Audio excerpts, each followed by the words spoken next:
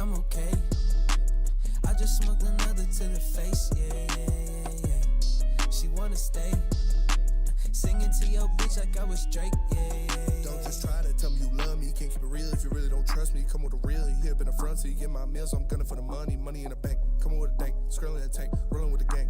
You sit and I on the sideline tripping. I go to the hole with the rock like Pippin. Yeah. I'm okay. You got it? Welcome to the Woodward Heavyweights. I'm your host, Spencer Raxter, with Eazy today. Just kidding. My name's Nicholas Kohloff, a.k.a. Microwave Nick. You can find me at the Tailgate Wins. I'm here with Eazy. Eazy, what's going on, man? What up, though, Nick? Let's go. Fifth time is the charm. Basically a regular now. That's what's up, man. As some would say. I'm driving the ship today. We got some choppy waters ahead, so just stay tuned. We got Caleb in the Maz chair, as always. What's going on? Let's go. We got Chris in the TD booth. And we got Joel filling in on audio for your boy, as always. Thank you, Joel. Shout out. Of course. Dream Cruise going on, starting the weekend on a Friday. Let's go. We all made it on time, so shout out to all of you. I'm out on the Dream Cruise. I hate it. Yeah. I hate it. Yeah. How was your ride home last night, Caleb? No, dude, it was miserable. And I have to take it home like there's no other way. And look, I was in on the Dream Cruise because I was in it with my uncle. Shout out Uncle David when I was maybe 7. Shout out Uncle David. But now that I've gotten older and have to drive in it, it's the worst thing. It is and the like worst. people aren't like they don't realize that people have to get home.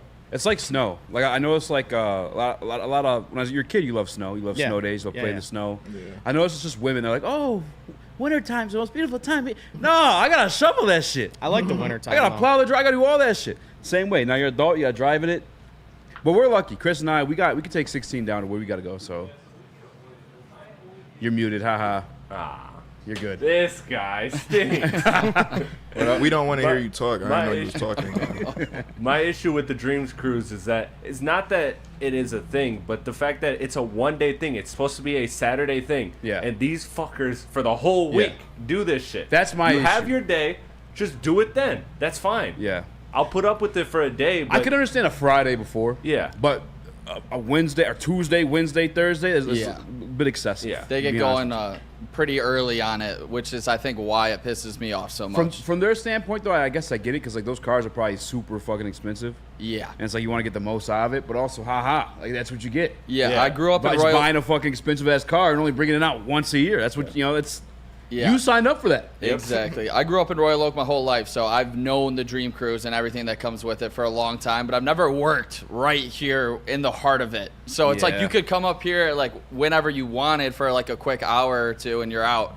But having to actually work and like go through the actual traffic. I was racing Chris on 16 Mile yesterday. It felt like we were zooming down there on Big Beaver. Shout out. Yeah. That's also one of the craziest names for a road. Yeah. Big Beaver. Yeah, Big Beaver Road. The other part I gotta say too is just, and if you guys are listening while you're on the cruise right now, shout out to you guys. Like we're not, vehemently against you whipping out the fresh car, but like it also states like your lanes. You're supposed to be in the outside lane. Yeah. So like people can see you. Don't get in the middle. Don't do any of that shit. Like stay where you go, and like shit would just flow so much easier. Yeah, no disrespect to anybody. I get it. No like disrespect. It's fun. No disrespect. No disrespect. No, We're not doing boomer that. shit, huh? No, it's I get it. It's fun. These goddamn cars! I think we're anti-boomer shit right These now. people enjoying their lives. God damn it!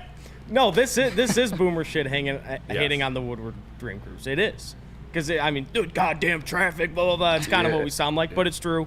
And I'll own up to it. I was mad last night being in that traffic on my way home. But they hate on us for 360 days a year. We can hate on these fuckers for 5 days. True. Fuck the Dream Cruise. Fuck everything about it. I don't like it. No one loves talking more about their old car than old guys. They just love talking about their old classic Chevrolet, They'll just go on and on. So we'll let them have their few days with the Woodward Dream Cruise. Shout out, be safe, don't drink and drive. Joel, you're the baby of the crew today. How you hate the Dream Cruise too? Because now you got to drive in it. Or you don't care? What's your car? I never liked the Dream. I barely came as a visitor. Like, I really don't care. So I didn't even enjoy it that much as a child. But the time that I'm here, I didn't really have to go through so much traffic, so I really don't even know the gripe that y'all are going through. But what you call one day, or yesterday actually, it was a little irritating when a dude riding like an old school car, I'm trying to turn to get into the outside lane, and he's going literally probably like legit probably 15 miles per hour. Yeah. And I'm like, bro, like he went so slow, the rest of traffic came. I'm like, wow. But other than that, I ain't really went too much. Joe talking about, traffic came, and I know Spinny came today, and as well as other people. I saw multiple What a transition. on X, multiple posts, quote tweets of these photos with millions of impressions. Yeah. Millions. I mean, she popping like that. I mean, damn. They talking about that's like if Giannis added a jumper. That was the best one. That was the best one, I swear. That's the most airtime you gave that, Chris? Give the I people what wanted they to get want. back to- They can hear us while looking at that. Yeah, but you know what? He was cooking. Yeah. I'll get back to it, but he was cooking. I thought he was going to go more off on it, so I'll relax. Talk man. about him. Talk about him. You horny fuck. It's not being horny. That was wet. They can hear our voice. Talk about impressions here, Caleb. Get ready you to go. clip this one. No, I'm just kidding. But talk about numbers. Yeah, Sydney Sweeney has it all right now. Officially breaks the I ain't gonna internet lie, with bro. her thirst trap. I done seen like 7 hoes that look like that in Fieldhouse, man. I agree.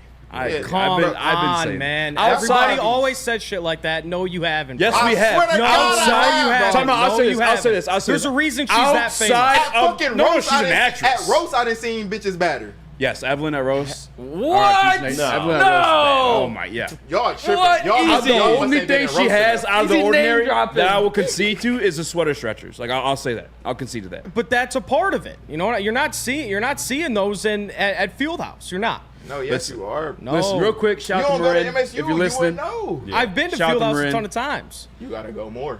have you hey, you know what? Have you been to when you Pantheon? needed to go? No, that's Where? what I'm saying. Have you ever been to the Pantheon? No. Have you ever been to Legends downtown? Yes. Okay. You see, you saw some Sweeneys down there. Yeah. Shout out to Marin. Not some Sweeney. AKA Miley. That's I'll just take Marin over disrespect. Sweeney all day. to be honest. Disrespect. No, bro. I be having this debate with my friend about Zendaya. I'm like, bro, I done seen like hella She's just hoes. unique looking. That's what I'm saying. I done seen like hella hoes that damn near look better than Zendaya, look like Zendaya. Like, bro, she just mixed. It's all it's it the is. fame that adds to it. I swear to That's, God, I that's literally really be that's the saying only that. That's all it difference. is. Yeah, that's literally That's like all it Ruby is. Rose outside of her ass. Like, what is? I ain't gonna lie, Ruby Did Rose. you see? Ruby Did you Rose- see Oh, AB's tweet about Ruby You Rose? see St. Brown It or was not St. wild. Brown? Yeah, you What said did AB say? or AB. It's a little gif he did of a dude just going to town. Oh yeah, I did see that. What did AB do? Well, no, he sold out a No, couple yeah, days. it was what Chris That's said. what people are saying. I could have swore he did. Yeah. Yeah, I don't understand the Sydney Sweeney slander there. Yeah. No slander. It's There's slander. no slander. So you It got is. you It's got slander. her top one, or like, No, I'm not gonna go into numbers here, but I just think it's kind of slander. Well, I don't get. It's This safe. is how I feel Just when I see the golf appreciate stuff. it. Just appreciate it. Yeah. It's Appreciate appreciated, but I'm Yeah. just saying, like, She I did ain't not appreciating no She fucking- did not. you go to East Lansing and find that. Dude, I just can. don't. And the I, ass is new, by the way. Like, we've seen Yeah. her from the side. Like, that's That, the bathing that- suit that just makes it developed. poke or something. Yeah, I don't know what's going on there. yeah, no, I was not expecting that. I've looked. I was wondering because like we had this conversation before. I'm like, yo, there's like The you got problem is, Legends, bro, Pantheon. Like you can find. The problem is we from Michigan, so like that's why I think That's that's fair. what play into it. Motherfuckers think like Well, no, these are viral tweets from like across the That's country. also right too, though. Like, damn, I don't know, bro. It got to be the fame. That's what it is. It really That's it really really what it is. is. It just adds another layer to it. Like there's literally beautiful women everywhere, and Literally. you know, and the ones that are talented too and rich too. Yeah. You know, they have a little more attraction to them. Yeah, I want to say, is Sydney Sweeney really even talented? she's Yeah, actually a she's a- horrible actress. no. I mean, Yeah. No, she's a good. She's You ever horrible seen talent. Euphoria? This guy is A just a Sydney phenomenal Sweeney talent. hater. She's way You are harder just than a she- hater of Sydney Sweeney here. You saw Spider-Man, the fucking Spider-Man No, I movie? didn't. I didn't watch it through because I heard from everybody it was trash. That's You said one. you would go see anyone, it. anyone but you. It's a rom com. You said Good you ass saw movie. it twice. That movie was all. No, I did not see a movie twice. Anyone but you was good. What do you mean? It was a rom com. The Spider movie? No. Adam Spider? No, I've different never seen movie. it. And So, Euphoria. all I've watched- Euphoria. You're gonna hate on her acting? So I couldn't get into Phenomenal. Euphoria. I couldn't Bro, get into all she Euphoria did because like was there's a lot of like, high crying school there. banging going on. I'm like a grown man. What am I doing watching this? Like, this is weird. Well, But they're not whatever. actually SNL. high school. I know, but they're portraying is- high it is a schoolers. little It's bit- uncomfortable. It's A bunch of not a 23-year-olds. wild. Bro, it starts off with a grown ass man banging a high schooler. That's fucking weird. I did forget that was the first scene. The Yeah, very that first was episode, I was out. I was out right from there. Produced by Drake. On SNL, she was off. Oh, That's Chris very from the true. top rows getting That's into true. UFC It's later. factual.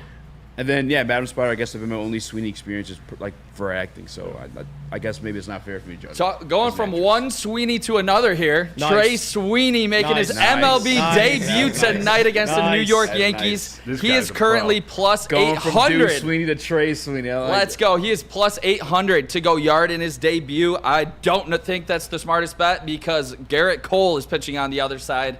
The Yankees are minus 200, Tigers plus 168 to keep their winning streak alive and make it 5 games in a row. And who is also making their debut tonight, Chase Young. Been a while. His brother's in the league, plays for the Texas Rangers. Can he stick at third base for the future? He's going to get at least 40 games to do so down the path here. Caleb, how are you feeling about these two guys making their debut tonight? Yeah, well, first, it was a spenny lock yesterday that Trey Sweeney's going yard. Oh, he did say trolling. that. But I hope. yeah, I hope. A plus 800, that's a tough lock right now. But I would love to see a Scott Harris press conference because I'm curious why they decided now to call up Sweeney and Jung. It's not September yet. It has to have something to do with like the contracts where like if you have a certain amount of service time. They count as rookies next year, if I'm not Yeah, mistaken. they do. They do. But like there's also like a certain amount of service time before like you're eligible for like it's like arbitration, contract, stuff like that. It has to be something to do with that. And like Jace Jung has not like he was really hot in the middle of the year, then got hurt and then came back and was hot for a second and then he went cold. Like I think this is kind of a weird time to bring it up. But look, I'm not complaining. I'm happy to see him in this lineup. I wish Colt Keith was in this lineup. Zach McKinstry and AJ Hinch, like it's the same as like Killian Hayes and Monty Williams. Like he will not let this guy go. Like I don't know what it is. I don't know what was the rumor with Monty and Killian. Killian was dating his daughter or something. That's what he wanted. Yeah, like that, like something like that. Is it like that for McKinstry and Hinch? I don't know. It makes no sense. Giroshella, I'm gonna miss you, man. You were the casualty of the call-ups. You had a really cool walk-off about 2 weeks ago. Other than that, not much. Yeah, but, not sad to see him go. Yeah, but he was always a happy face and They might bring him back. I don't know. You don't. I mean, he gone. I think he's gone. Cut ties with him. 130 at bats and 50 innings pitched. It will qualify you as a rookie. That's like once you reach those thresholds, then I guess you're no longer a rookie. Yeah. Gotcha. But what I like about this is real quick is I feel like they should do this with Colt Keith. Remember Colt Keith kind of started a little bit slow and everyone was like bitching about it. Me.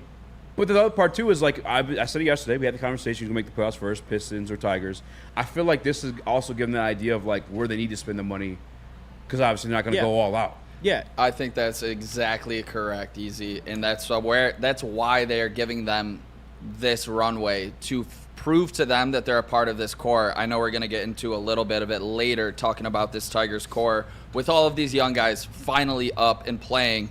But it is kind of funny. I mean, you think about them calling up Trey Sweeney and Jace Young while Spencer Torkelson and Riley Green are now in AAA. Yeah, Like it's just how the tables turn. Yeah. For Riley Green, it's a little bit different. Yeah, But- exactly. but, You know what I mean? Yeah, real quick to your point, Spenny. This is weird timing. Yeah, I mean, to your point, Easy. It's Wow. All fat guys are the same, huh? that was crazy. I apologize. That's crazy. I'm terrible with names. I apologize. Oh, I apologize. pulling down terrible with names card. Yeah. Yeah. You said you would like to you'd like to see like this is a point where you could see where you could spend money, and yeah, like I said on the past couple of shows, this should be a tryout for a ton of those guys, and we'll get into this later. Kind of what the future holds for some of these players, and yeah, I'm excited for the debuts tonight. I know what I'm excited for later, and it is what will have to happen for the Lions to win the Super Bowl. That's going to be fun. I know we're going into the biggest preseason game ever going up against Patrick Mahomes. We got Hendon Hooker. We're going to dive into that as well. And we also got top 25 under 25 with a bunch of Lions on that list. How many you have to wait and find out. Easy, you excited? Friday Yes, show? sir. Ready to Let's rock? get it kicked off. Let's go. And if you're ready to work out, where are you going to do it? Planet Fitness. No matter where you are, there's a Planet Fitness close by. There are more than 50 in Metro Detroit and thousands more throughout the world. At Planet Fitness, you will experience a squeaky clean gym that has tons of equipment, friendly, knowledgeable staff, and totally judgment-free atmosphere. Did you know that all Planet Fitness memberships include fitness training for no extra cost? Check out Planet Fitness, where your fitness is essential. I love Woodward sports? Love wearing clothes? Then you should be wearing Woodward Sports clothes. Check out our full line of merch at woodwardsports.com. Just click on shop. We have all your favorite designs, like Dan Campbell kneecaps, Woodward golf, and of course, our own logoed out merchandise. Men, women, infants, kids all love Woodward Sports. Impress your friends. Impress your boss. Impress your dog. Buy Woodward Sports merch today.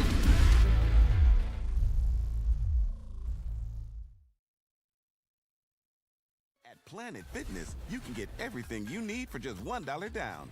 Try out Planet Fitness and dang, they got lots of equipment. Not me getting a Planet Fitness membership just for the 24-hour perk. Hey, y'all better get on these free fitness training sessions from Planet Fitness. Did y'all know that the PF app has workouts you can do at home? Cheapest therapy I can find is Planet Fitness. Join Planet Fitness today and get everything you need for just $1 down. $15 a month, cancel anytime. Deal ends Thursday, July 18th. The countdown to kickoff is here. Your Detroit Lions are ready for another season of grit. Woodward Sports is your #1 destination for all breaking news and Lions coverage. We are Detroit's #1 sports network. We are Woodward Sports. For 10 plus years, Kevin and Catherine at KDK Law have been helping people with family law issues, whether that's divorce, child custody, and or visitation. Give them a call. They're right here in Birmingham. It's 248-971-0476, or just scan the QR code above me. And if you tell them the Heavyweight sent you, they will pay your filing fee. That's KDK Law right here in Birmingham, Michigan. Let's go. Woodward Heavyweights here to kick your weekend off right on a Friday. We got Eazy, Joel, Caleb, Chris in the booth as always. And today, we're going to be going through a lot of these young stars on the Detroit Lions, and we're going to go for the basement and the ceiling for projecting these guys' stats. And we're going to start this one off with definitely the oldest one of the bunch here. Eazy's favorite player that has ever played for the Detroit Lions. I've heard him maybe called a golf gobbler in the past. Yeah, I get accused of that a lot. Yeah, Jared Goff, Eazy's favorite player and best friend. What is his ceiling this season, Eazy? I'm friends with his dad, no big deal. Yeah. Mrs. Goff, he's cut us little triangle sandwich things when we were little kids. Mm-hmm. You guys have friendship bracelets as well, right? As kids, we did. JG, basement ceiling. It's tough, man. I feel like when you're playing around with the basement with Jared Goff and this Ben Johnson offense, you're going to be talking more about the touchdown total than interception total than anything. If you want to talk more basement, maybe look at the turnovers, start throwing a little fumbles in there. But regardless, he's gonna eat in this Ben Johnson offense. This is year 3. Dan Campbell called this football 401. And technically year 3, but he's also been running this offense for kind of like 3.5 years because Ben Johnson, although he didn't take over the official offensive coordinator role, he was the one drawing up plays in the back during the 2021 season when Jared Goff kind of turned a leaf there. So for me, the basement, statistically, I have like 4,375 yards, which is still, I think it's only like, 200, 300 off from what he had last year. I still have 28 touchdowns, 14 interceptions, 4 fumbles. Ceiling, 4,600, 32 touchdowns, only 11 ints, and 2 fumbles. So you went 46 with the ceiling? 46 with the ceiling for yards, yeah. Because you got Jahmyr Gibbs, Dave Montgomery. I think he could get a lot of yards from Gibbs, though, when it comes to him receiving the rock. I'll say this, though, on my final statement of it all. I think this has the potential to be his best season in the NFL. The 17-game season, year 3 of Ben Johnson, there's very low basement with Jared Goff this year. Yeah, that's where I was at with it as well, is when I thought about the ceiling of Jared Goff, and I thought about damn near 5,000 yards, which would be more than he ever had in his career. 4,900 I have for his ceiling for a lot of the reasons you said, but specifically the Ben Johnson year 3 comfortability in this offense. And then you think about his weapons that are so young, and now they're just getting more and more comfortable with him, specifically Jameson Williams. If he hits, this offense takes a whole nother leap, so I think the yards can get there on a lot of those crossing patterns where he actually just takes off yards after the catch. So I got him at 4,900 yards in the air, 36 touchdowns, and 7 interceptions. Damn, 36. 36. If you think about our run game last year, we had Demont and Jahmyr Gibbs combined for over 20 touchdowns, if I'm not mistaken. And If some of those turn into passing touchdowns, which I could definitely see, especially with Zeitler in there now with his pass blocking repertoire, I think 36 touchdowns is 100% doable with the comfortability in this offense. And then, to be honest, with his floor, I don't really see it being that low either. I'm at 4,500 yards because I think the bust potential is like really not there for this offense and Jared Goff. I really don't see it. I got him at 29 touchdowns. Outside of injury, there's no... Exactly. That's where I'm at with it. And then I got him at 29 touchdowns and 12 interceptions. I think the picks... you think about some of those cold weather games, which is really just Chicago in my eyes. I think but Chicago's defense has been known now the last year to force turnovers for Jared Goff. So that's one thing I want to see out of Goff this year is playing in Chicago and not turning the ball over. That's a big thing for me in this season. I'm pretty sure the Chicago game there. It's in late. December. Yeah, it's late. I think that's the only cold weather game he's got outside this year. Caleb, where are you at with the ceiling in the basement for Jared Goff? Packers, I guess. So I'll start with the floor. The floor to me would only happen as if he's, like you said, turning the ball over a lot, and they're for some reason like even more reliant on the run game than they were last year. So for the floor, I got 4,200 yards, 25 touchdowns, and 14 picks, and we'll add like 4 fumbles in there, so 18 turnovers. I mean, you look at that, that's still a decent season for a quarterback, but I really think that's the basement. I think that's the worst we're going to get. He's not playing many outdoor games, so he's going to be able to air it out, and adding J-Mo to that offense is going to do wonders to his numbers. That's why I have his ceiling at 5,000 yards, 32 touchdowns, 7 interceptions. Let's I go. have it at 5,000. Look, that's me being like I'm a Jared Goff fan. I'm a huge Jared Goff fan, but I'm not like I get his what's the word? Like downfalls. Weaknesses. Yeah, like I get it. But I just think you add Gibbs to this passing game more than you did last year. You add J-Mo, who's should be one of the better deep threats in the league. I don't see a reason playing in a dome for 95% of the games that he can't get to 5,000. He was at 4,600 last year, and then 32 touchdowns, 7 picks, and I'm still going to add 3 fumbles. So 10 turnovers, 32 touchdowns. And that's, I mean, that looks like an MVP year for Jared Goff. That's why I actually was going to get ready to take this conversation, because I think we're all, Joel, I mean, what's your basement? What's your call? So just go to your point of the basement would come from a lot of turnovers and stuff. That would come from if the offensive line struggles to protect him. Because I would say Nick Wright said it perfectly. He was like, it's what I've been trying to tell people this whole time. Jared Goff, like, as just you throw him out there, is not a top 10 quarterback. But with this offensive line and this system, he's a top 10 quarterback, like top 5 for real. So I would say the basement,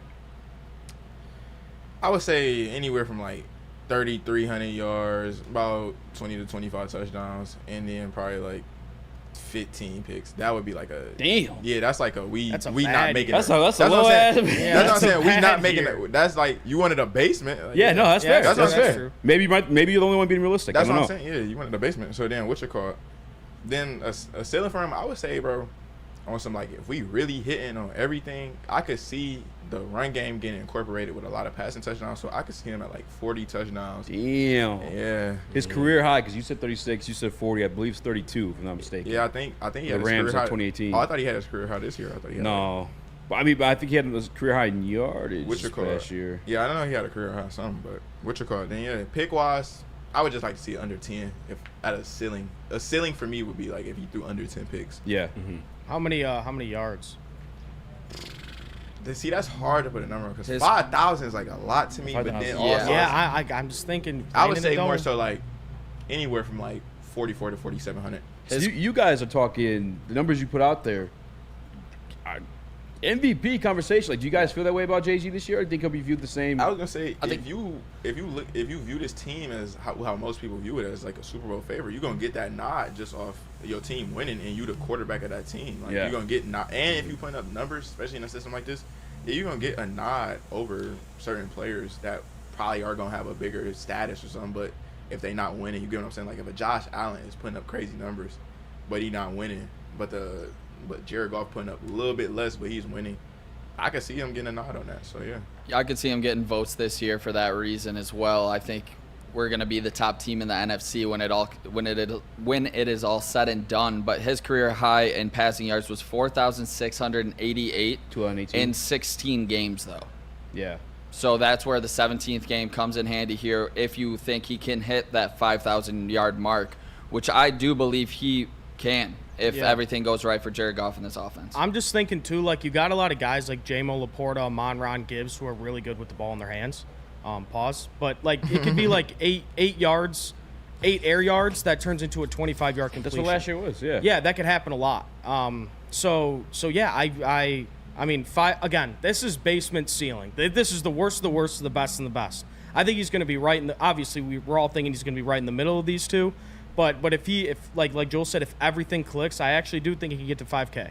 And with 17-game season, it's really possible. Do you think though, like the like you said, MVP votes, well, like the MVP? Yeah. Or you think he's kind of limited by that same ceiling Nick Wright puts on? If he gets 5,000, he's going to be the MVP and 30+ touchdowns and keeps the turnovers below 12 or 11. He's the MVP. But again, you got to battle with guys like Josh Allen and Lamar Jackson, who are also going to rush for 750 yards and 8 touchdowns. I think Mahomes reenters the conversation this year too. Absolutely. Finally got some weapons. Yeah. He's been dealing with some stuff. Chris, where are you at with Jared Goff and his ceiling for this Detroit Lions team? Yeah, I think I'm close to you guys. I won't say quite 5K. I can see it, but to me that seems just a little bit too much. So I'll go like 4.9, but yeah, somewhere in that range of like I'd say like 8 interceptions, and 30. I'll say a little lower, like 34 touchdowns, because I still do think that you're just gonna get a lot of running touchdowns with these guys. I mean, I'm expecting Gibbs to have a couple in this season where he just breaks for 20+ yard runs and takes it to the house. I expect those type of plays from a guy like Gibbs, and those obviously will limit his passing touchdowns. So to me, the ceiling is 4,900 and 34 to 36 touchdowns, and I'd say like 8 interceptions. I think that's a good season. And to the MVP part of the conversation, I think he can definitely be on the short list for MVP. It depends on narrative. Because if Patrick Mahomes has his team clicking and he's near the top, he doesn't even have to be the top record. But if he's near the top of the league, they're going to give it to him because that's historic what he's doing. So it does kind of become narrative, and Detroit being this fan base that hasn't won it, that could work for Goff. But I don't know if he's going to be able to overcome the statistical differences of Josh Allen's, of Patrick Mahomes, of Lamar Jackson potentially. I don't know if he's going to be able to outdo those. I think statistically he can be in the conversation as he's been like the past 2 years. I think that what stops him from like the MVP conversation is the Nick Wrights of the world, who kind of just view it as like, hey, he needs this to even put these type of numbers up. It's less. But if he still does put those numbers up, if he still does put those numbers up, though, like. But last year he did no MVP votes. I feel like the 12 interceptions hurt. I feel like the 30 touchdowns he should have. I mean, like I said, we were running for a lot of those touchdowns. We had like 20+ on the ground, maybe like 25 when it was all said and done, including Craig. And that's what I'm saying. If the touchdowns get up there, I mean, I remember the Dak conversation. They weren't really running the ball that much for touchdowns, and that's why he had so many. But I was going to say, too, with why Jared Goff probably didn't get any votes. Remember the Lions had a lull period, and like the bad part of the season where you start getting a lot of the MVP votes. Like, what was that like when we lost to the Bears and the Packers? That was like around, I can't even remember. It was like the middle of the season. Yeah, that's what I'm saying. But that was like around where people start looking at games for MVP votes, and he had a little bad showing. So I think that really hurt him. Because I know last year was Lamar. Who was it the year before? Mahomes. Yeah, I think it was Mahomes, yeah. How many picks did he have? But he probably had like 5,000 yards. Yeah. I mean, that was Tyreek Hill. No, it wasn't. No, that was the year before. Or, no, yeah, no Tyreek Hill. I don't. Did Mahomes win without Tyreek Hill? Yeah. That was 2 years ago. It's going to be back without Tyreek, because Tyreek's only got the one Super Bowl. Yeah. That's crazy. He's done that. Mahomes is good. And got the MVP it's too. It's insane. Dude, he's so good. Yeah, 5,250 yards and 12 interceptions, but 41 touchdowns. So, I mean, we'll see, man. The Lions, if we have if we're like a 1 or 2 seed, and he puts up those numbers, I think he'll finally get the respect of, like, getting the votes. Yeah. I don't know if he'll get the actual award. Andy's got to play well in the primetime games. Like Thanksgiving, he shit the bed last year. That could be another that's reason. what I'm saying. Like, Games yeah, like that like matter. what Joel said, like you just got to play well when people are watching too. That's kind of a part of it. Definitely. We're going to hit on the rest of these young superstars for the Detroit Lions next. But Joel, tell them where to get a car. What you call it? Feldman Chevrolet, Detroit's #1 Chevy dealer. With 18 locations, there is a Feldman dealership in your backyard. Visit feldmanauto.com to visit the location nearest you. Since 1996, Feldman Automotive has been driven to provide a fast, convenient, and first-class car buying experience called the Feldman Advantage. Braylon Edwards here, Premier Pet Supply. Man, just looking around, who's got it better than pets?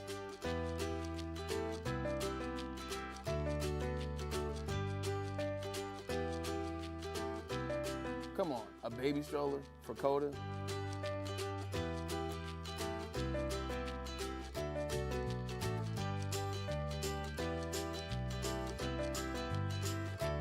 A chef for Lola? Really?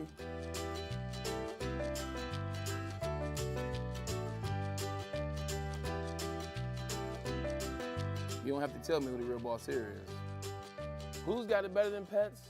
Nobody, especially here at Premier Pet Supply. For over 30 years and more than 13 locations, Premier Pet Supply has everything that your pet can dream of, and guess what? It's all under one roof. Premier Pet Supply, family owned, operated, and proud to call Metro Detroit home. Check out premierpetsupply.com or scan the QR code today. Who's got it better than pets? Nobody! The Ally Challenge presented by McLaren is back August 22nd through 25th at Warwick Hills and Grand Blanc. Be there for PGA Tour Champions Golf, Family Night, concerts, and more. Tickets start at just $15. Get yours at allychallenge.com today. Wake Up Woodward. Woodward Sports has a new morning show. Start your day with Wake Up Woodward, Monday through Friday, 8 to 10 a.m., live on Woodward Sports. Join Kool-Aid, Flannel Sam, Broder, JB, and KG every morning as they cover all of Detroit sports, talk, banter, and live fan interaction, all on Detroit's #1 sports network, Woodward Sports. Let's go. We're kicking off with basement and ceiling for these young superstars. I got Eazy, Joel, Caleb, Chris, kicking your weekend off right here with the Woodward Heavyweights. And we're going to start this one with the fest. Well, J-Mo would have something to say, but with Jahmyr Gibbs. What is your ceiling for Jahmyr Gibbs, Eazy? Jahmyr Gibbs. Pure rushing yards. Total yards. I'm going. Total yards. So I did the way I did when I wrote down rushing and I wrote down receiving. Gotcha. I mixed mine up. You're good. That makes sense. I mean, it's easy math for me to do anyway. But I got 1,200 yards rushing. 1,200 yards rushing for the guy Jahmyr Gibbs. I mean, 945 yards last year on like, how many carries did he have? Not even 200? I know it was like, what, 170? Pull it up if you can, somebody. But yeah, I think 1,200 yards if he stays healthy. Obviously, the hamstring is already off to like a bad start, but I think it's better to get out the way now. Let him sit out these last 3 weeks before heading into to the actual season. But don't forget, he put up that 945 while missing 2 games last year with the hamstring. I think he'll reach 10 touchdowns again in the ceiling season. And then I think on the receiving yards, so people can be a little bit more surprised. I only got him for 600, just because I really wasn't impressed with what I seen out of training camp, as well as what he brought us last year. I know he was drafted to be a weapon. However, I feel like he's got some more room to grow as a pass catcher. I mean, there were balls he got last year that were right to him and wide open space that would have been walk-in touchdowns, or at least like 50-something yard gains, and he just dropped them. So I think catching is sometimes that's something you either got, you don't. I would say he pulled his head a little early on some, maybe heard the footsteps, some would say, on some of those passes, and maybe they just stopped having confidence in him. I mean, I know Jared Goff, if he's throwing you the ball, he expects you to catch it, so maybe he, lost some confidence in Gibbs, but I'm expecting him to have a big year receiving as well. I got him at 1,700 total yards. So I got him 100 yards less than you total, but I think 1,700 total yards after getting 1,261 last year. It's a really good increase. You drafted this guy number 12 for a reason. You know what you're going to get. I got him at, this one's going to be ridiculous, but this is his ceiling. I got him at 20 touchdowns on the year as his ceiling from receiving and rushing. And for one of the reasons one of you guys said in the room here, you could see Gibbs breaking out from at least 20 yards. like he did in that Tampa Bay Bucks game when he put Antoine Winfield on his ass in the end zone. Jahmyr Gibbs, absolutely electric. Going to be a big reason why the Lions have a top offense in the league. But for the low end, I think you have to think about his hamstring and if that lingers. And that would be worst case scenario this season. My low end, he has 1,000 total yards. He plays in maybe like half the games with this lingering hamstring and 6 touchdowns. And that is just, it pains me to say that out loud because I pray to the Lord it does not happen. So Jahmyr Gibbs, you're staying healthy this year, and we're going to hopefully see that ceiling. But yeah, basement had him like 940 still. Just, I mean, 940 rushing? Yeah. He's got it. He's like one of the most explosive running backs in the game. I set him with 6 touchdowns. And the receiving end of the basement had him like around last year. Maybe I think he had 50 yards more, like 370. But you said 1,700 yards total. The splits on that, though. What are you looking at for your ceiling? Just real quick, I'm curious on your ceiling. I was probably around 1,200, 500. Okay. That's fair. Caleb? Maybe 11 and 6. Somewhere in that range. Yeah. So for my basement for Gibbs, I had 850 rushing yards, 300 receiving, so that's 1,150 all-purpose, if my math's right. Again, not a math guy. And then 8 total touchdowns. This is just because I really think, like, again, don't think this is going to happen. This is the floor. This is, like, worst-case scenario. I just think we're going to run David Montgomery to the ground while we have him on this 3-year deal, like 2 years left on his deal. We're going to use him. It's going to be the same as last year. I think they go one series off, 1 series on, and then field position obviously matters a little bit. But ceiling, I got 1,100 rushing yards, 700 receiving yards, so 1,800 all-purpose with 15 touchdowns. Yeah, I think Gibbs is in for a big year. I think he's going to be somewhere in between that. I'm hoping he can get to that 1,000-yard rushing mark with Monty, because I think Monty will do it this year. And I mean, you have 2 1,000-yard rushers. It's going to be tough to beat. Going to be tough to beat for sure. And I just want to preface this by saying when I said his ceiling is 20 touchdowns, it's because Christian McCaffrey just put up 21 and Alvin Kamara has put up 21 as well in the past. So I think Gibbs is that kind of player with elite ability. That's why I think the ceiling is 20 touchdowns. Joel, how are you feeling?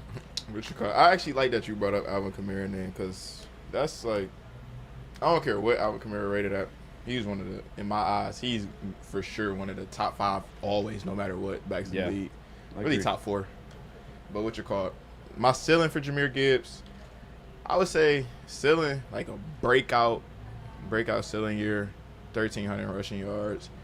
And Eazy, you said 600 low for receiving. I would look at 600 as high for receiving. No, 600 was my high. Yeah, no, that's what I was saying. 600 low key high for a running back. Oh, there's some people like in our chat 1,000, 1,000. Yeah. Then I'm around, bet them up on. That's insane. That's tough to do. I mean, if he get it, I would be grateful, but like, yeah, I'm not expecting that. But I would say receiving, I would say anywhere from like, I'd be cool with anywhere from 400, 600 receiving yards. That's right. So what's that about? About 1,800 all-purpose yards. Yeah, that's fair. And then touchdown-wise, I can see anywhere from 15 to 20 as a ceiling. Then basement would just be a repeat, probably minus 100 yards. So you had about 800 yards, and then I don't know, anything of a exact repeat of his rookie season. Because I see Jahmyr Gibbs as so good of a player that I don't see him like just dudding out completely. That's exactly where my basement was. Kind of like replicating of his rookie season. Yeah, so just which is still a really good season. Yeah, no, that's what I'm saying. It's not too bad of a basement. It's just like I was expecting a little bit more. Yeah. Fellas, are you concerned at all that this is the second year that he's dealt with a hamstring? No, I think that's just a common injury for explosive guys, like explosive running back too. Yeah, I mean explosive, just anything in general. I would go. Yeah, I mean J-Mo's dealt with multiple hamstring injuries last year. Anytime he's had like a big play like that, you usually see him kind of grabbing the hamstring after. That Cowboys catch. Yeah, Watson was one. Aaron Jones, but once they get over it, they're back to being themselves. It's just like you got to give them the right amount of time to get over it. And thank God we're blessed in the backfield like that with another guy emerging in Savoni Vaki. I really think he's going to be a savior in that situation where we don't have to rush these guys back too early, where I feel like Aaron Jones kept trying to give it a go last year. That's why he missed so many games, because he wasn't ready. Yeah, Vaki had the best yards per touch in all of NCAA football last year, all of college football. I just think that explosiveness, if you ever like ran like real hard or like you had those long strides. Like Caleb. Yeah, like Caleb. I mean, Caleb would know. I mean, like anybody who's played like football or had kickoff or anything like that, you felt those hammies like, oh. after like a long distance run or like really explosive Twice. run. So it's like, I ain't gonna lie. I'd be in the league. I would not be sitting in the chair. I'd be in the league.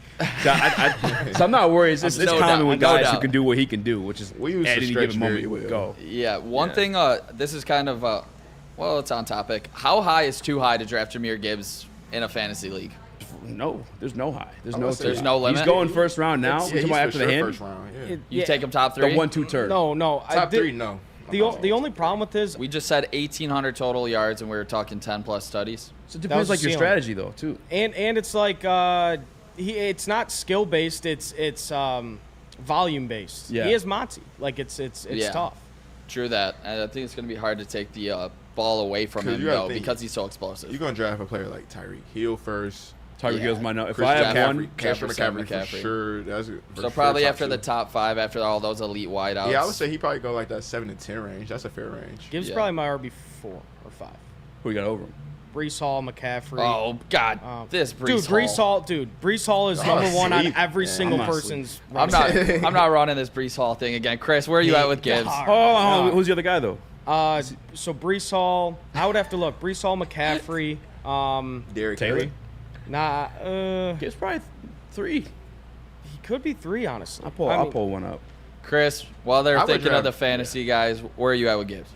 Yeah, I think his ceiling. I'm a little bit lower, but still in the same ballpark as you guys, 1,600. I just think that receiving, I think it'll be more of a weapon, more of a threat than it will be an actual numbers thing. I think if he's reaching more than 500 to 600 receiving yards, I think then you're probably looking at, to go to other people that are in this conversation, you're looking at maybe J-Mo hitting a basement rather than, like, I don't see his receiving volume getting that high, just because I think he'll be looked at as a luxury on offense when it comes to receiving. So to me, I think 1,600 as a ceiling is fair, and then yeah, I had him as 950, literally right in the same ballpark as a lot of you guys. I think, just kind of replicating his rookie year is fair. I think it's fair to expect that as a baseline for him. I'm looking at a fantasy rankings real quick. I'm up there in that comment. Bijan probably got you were forgetting. Bijan, yeah. Bijan's because of the volume. Take Bijan over him. Yeah. Yeah, I'd probably go Bijan, Brees Hall. CMC deal with a calf injury already right now. You already know the miles they put on him. I'm not fading him, but I'm not taking him 1-1. I'm taking Tyreek Hill 1-1 in that situation. Kyrie, oh my God, they got a lot of people over him. Kyron, Saquon, but it's also after the injury. Yeah. We got a first-year player, a second-year player, and a third-year player. We're going to hit on next segment. We're going to speed it up, get through it. But first, if you want to get stopped, it's with Guardian Alarm. Yeah. Customized solutions from real experts. Our professional technicians take the time to recommend security and automation solutions specific to your needs. 24/7 professional monitoring. Call us anytime, day or night, to know that a Guardian Alarm team member will stay on the phone as long as needed. Technology backed by people. Your safety and security deserves technology that's been proven to work and people that have been proven to care. Call 1-800. Stay out. Call 1-800. Stay out. And let them know Guardian Alarm sent you. Detroit by Detroiters. Welcome to the Woodward Sports Network. Walk into any Lady Jane's Haircuts for Men for an award-winning haircut experience from one of our talented stylists. Enjoy a precision haircut, hot lather neck shave, scalp and neck massage, and a hot towel treatment to top it off. Enter for your chance to win the $50,000 Perfect Bracket Challenge. With more than 25 Metro Detroit locations, there's always a Lady Jane's near you. Lady Jane's Haircut for Men, open 7 days a week. Walk in anytime. Lady Jane's, it's wicked awesome. Is that an octopus in your pants, or are you just happy to see me? You should see what I did there. Go Red Wings! From Octopi Experts Woodward Sports. I love Woodward Sports. Love wearing clothes? Then you should be wearing Woodward Sports clothes. Check out our full line of merch at woodwardsports.com. Just click on shop. We have all your favorite designs, like Dan Campbell kneecaps, Woodward golf, and of course, our own logoed out merchandise. Men, women, infants, kids all love Woodward Sports. Impress your friends. Impress your boss. Impress your dog. Buy Woodward Sports merch today.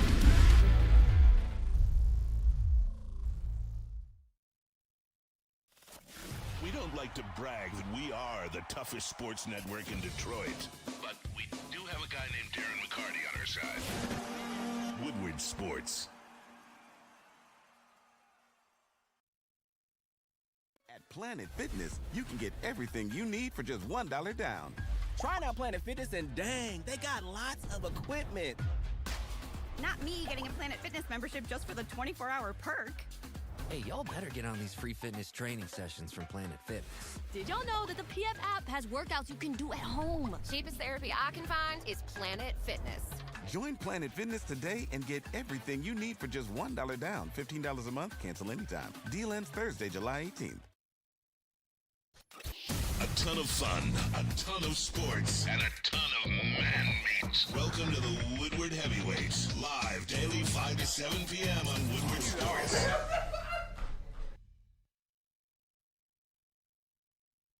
Not only is Dispo Dispensary your local campus plug, but right now they're offering a free $10 off of any purchase of $25 or more. There's multiple locations across the great city of Michigan. Just type in DispoShops.com to find one near you. You must be 21 up in order to participate. It's Dispo, your local campus plug.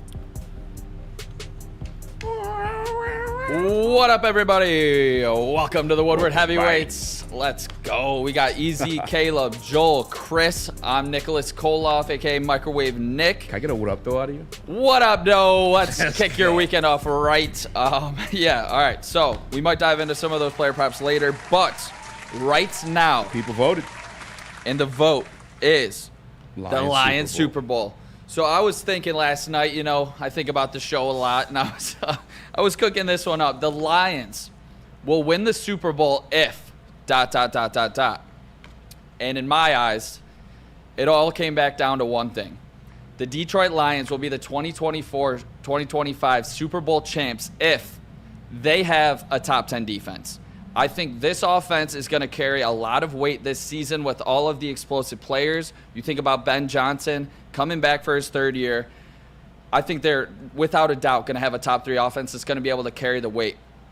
But to have a top 10 defense, you think about the past Super Bowl winners. The Chiefs had the number 2 scoring defense last year. The Rams had the number 5 scoring defense in 2021. The Bucs had the number 8 defense when they won it. The Chiefs had the number 7 defense when they won it. And before that, the Patriots were at number 10. Okay. So I believe last year the Chiefs did not, but they also have Patrick Mahomes. So that was the one-off. Or I 2 years the Chiefs ago. Defense last year was like number 2. Yeah, no, 2 years ago they were not in the top 10, but they also have Patrick Mahomes. So to have a top 10 defense, I think you're going to have a couple things. One of them being, I was gonna say because top 10's the easy one. That's easy. Find the Patriots. Pick Patriots one part 10. of that defense that you want to be elite. Patriots had the 10th ranked defense, so that's kind of where I'm at with it. That was the end of where I was willing to go with it. What are you talking about?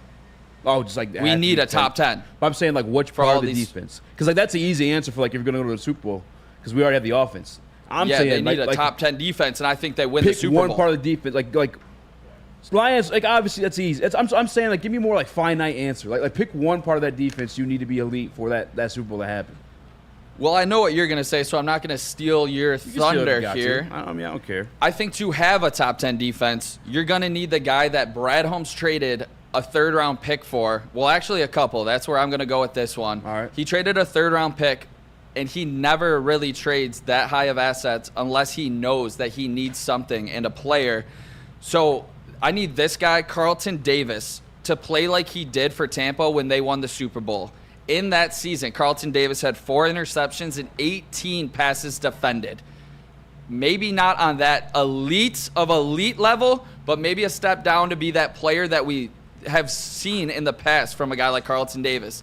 And then that other 3rd rounder that we traded to get a guy in Terrion Arnold, move up in the draft, get him in the 1st round. Last year at Alabama, 5 interceptions, 12 passes defended. You want to see your 2 outside corners absolute locking down these wide receivers, also getting turnovers. And that's what I think Carlton Davis and Terrion have the ability to do, to pair with guys like Brian Branch, Kirby Joseph, Ife Melifonwu, for that matter, who's also in a contract year. I'm expecting big things from Ife when he's on the field.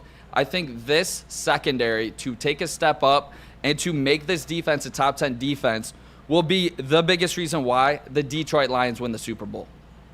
Yeah, I think you have to have a top 10 defense for this Lions team to win a Super Bowl.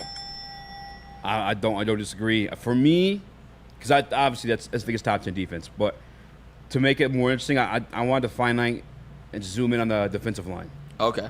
Just because I'm thinking of characters of Super Bowl champions, and I go just to the Chiefs last year, who didn't have the greatest offense, but they had Chris Jones.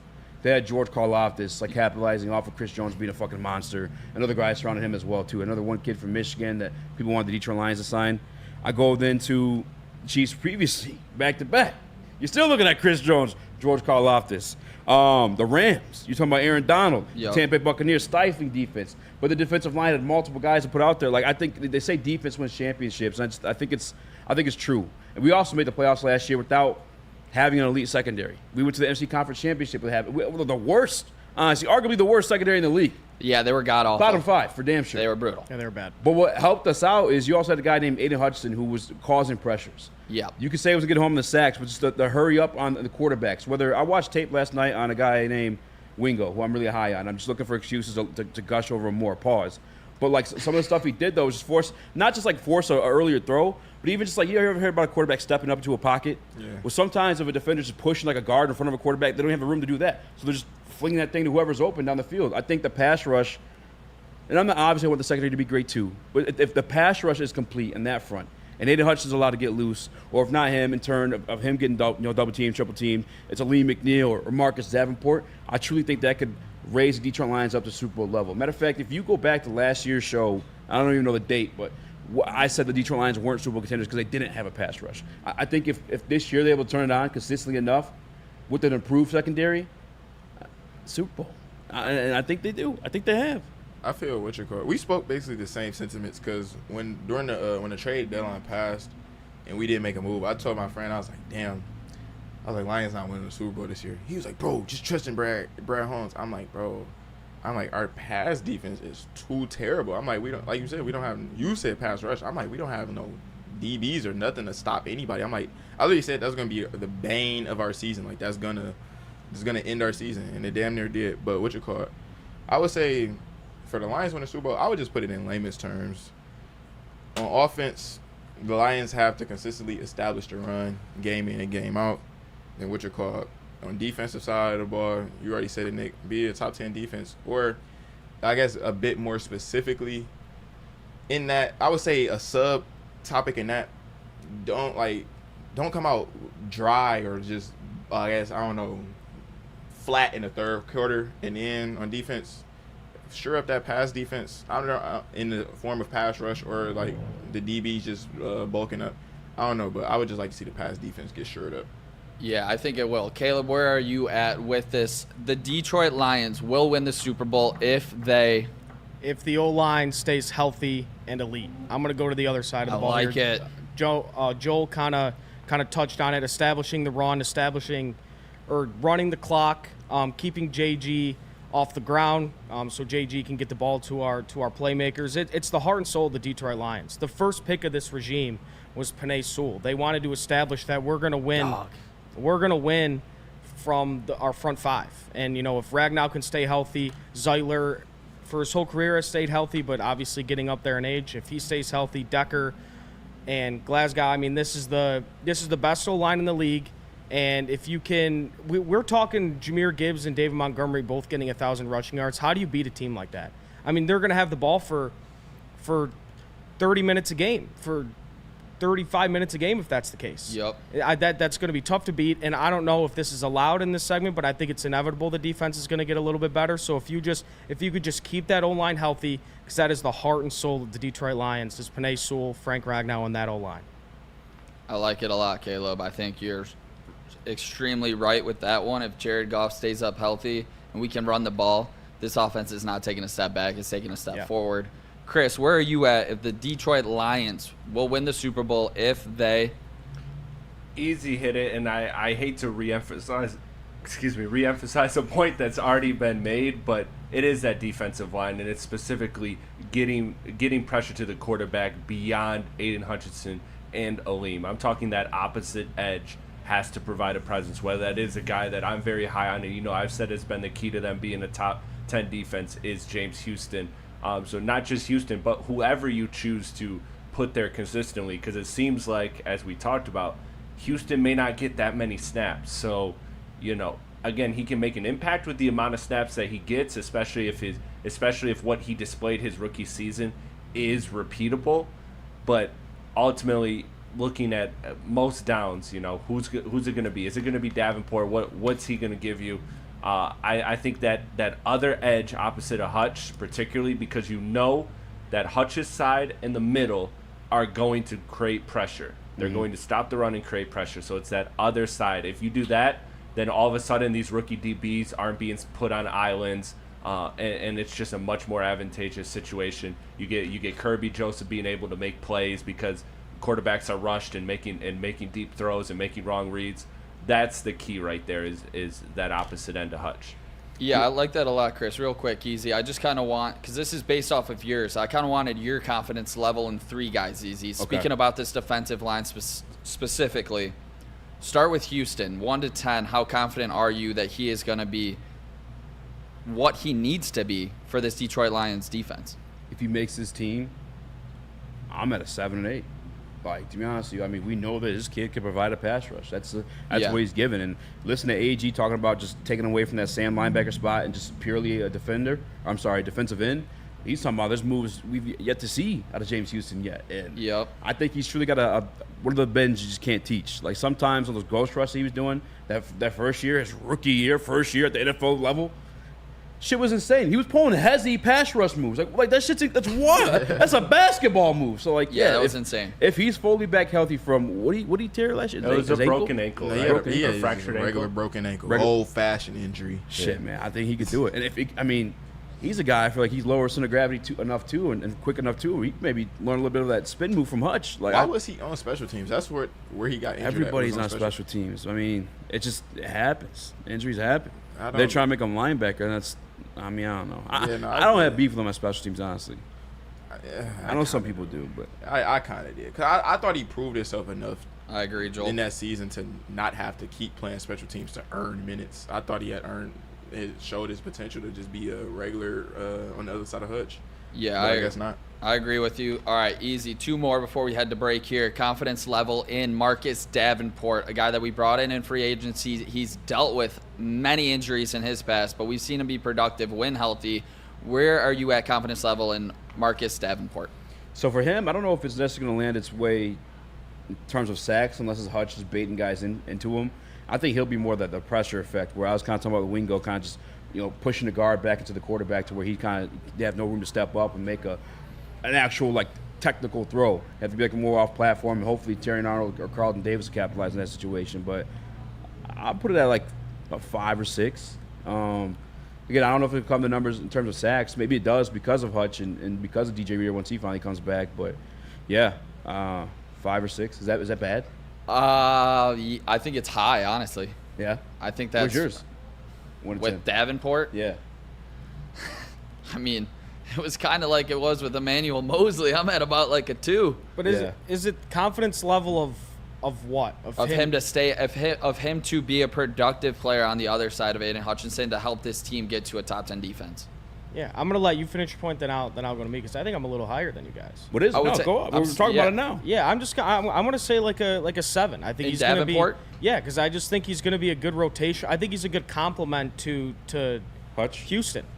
When rotating that's you go from Davenport, who's a little bigger than Houston is and a little bit better against the run. That's gonna be tough for tackles to have to go from Davenport to Houston. They're kind of 2 different types of pass rushers. So, but this is honestly my confidence level of him staying healthy, that might be a little bit lower. Yeah. Yeah. For me, that factors for sure pass rush, because I think about just the great defenses. I mean, even situations where quarterbacks weren't great. I'm thinking about the Ravens. I guess you could look at their linebackers. I saw someone put in there with Ray Lewis and Ed Reed and those guys as a safety, obviously. But even the Legion of Boom, you had Cliff Averill, Michael Bennett. The Philadelphia Eagles went with a backup quarterback in Nick Foles. They had Michael Bennett, Chris Long, Fletcher Cox, this Brandon Graham, right? Just droves of edge, defensive linemen. I feel like we have that, and I feel like we have finally a quality coach at defensive line too, where it's not just like heading into the season where he's getting compliments. It's like multiple people shouting out Terrell Williams, from Aiden Hutchinson to Levi Zariga we have coming up now too. Like and we're seeing the preseason games. See the third, fourth stringers coming in doing work. So, fuck man, I'm excited now. I'm extremely excited. I wish the preseason game was tonight. Yeah, I'm actually more fired up for this preseason game. I know I was kind of joking about it a little earlier, but I'm so excited for this preseason game tomorrow, especially because we get to see, the starters for Kansas City and how this defense and some of these guys on the defensive line are going to do against them. And just real quick, just a number. Where are you at with Levi confidence? We've heard nothing but great things coming out of camp. Just a number. If that kid stays healthy. Yeah. Don't forget that was the second round before Lee McNeil. He was picked. I'm gonna go 8, and that's just from season. Honestly, that's from what I see all at camp.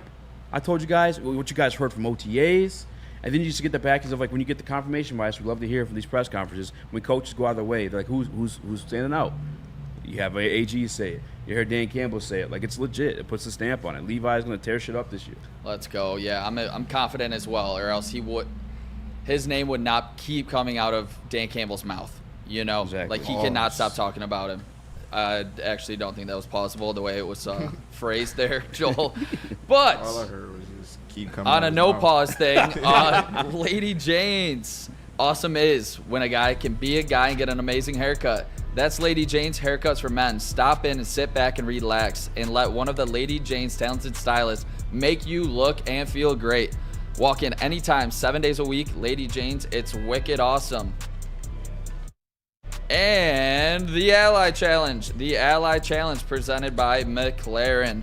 It's back August 22nd through the 25th at Warwick Hills. Leave the golf to the pros and don't miss the party at 17. $2 birdie beers, concerts, and more. Get your tickets at allychallenge.com. Brought to you by Randy Wise Automotive.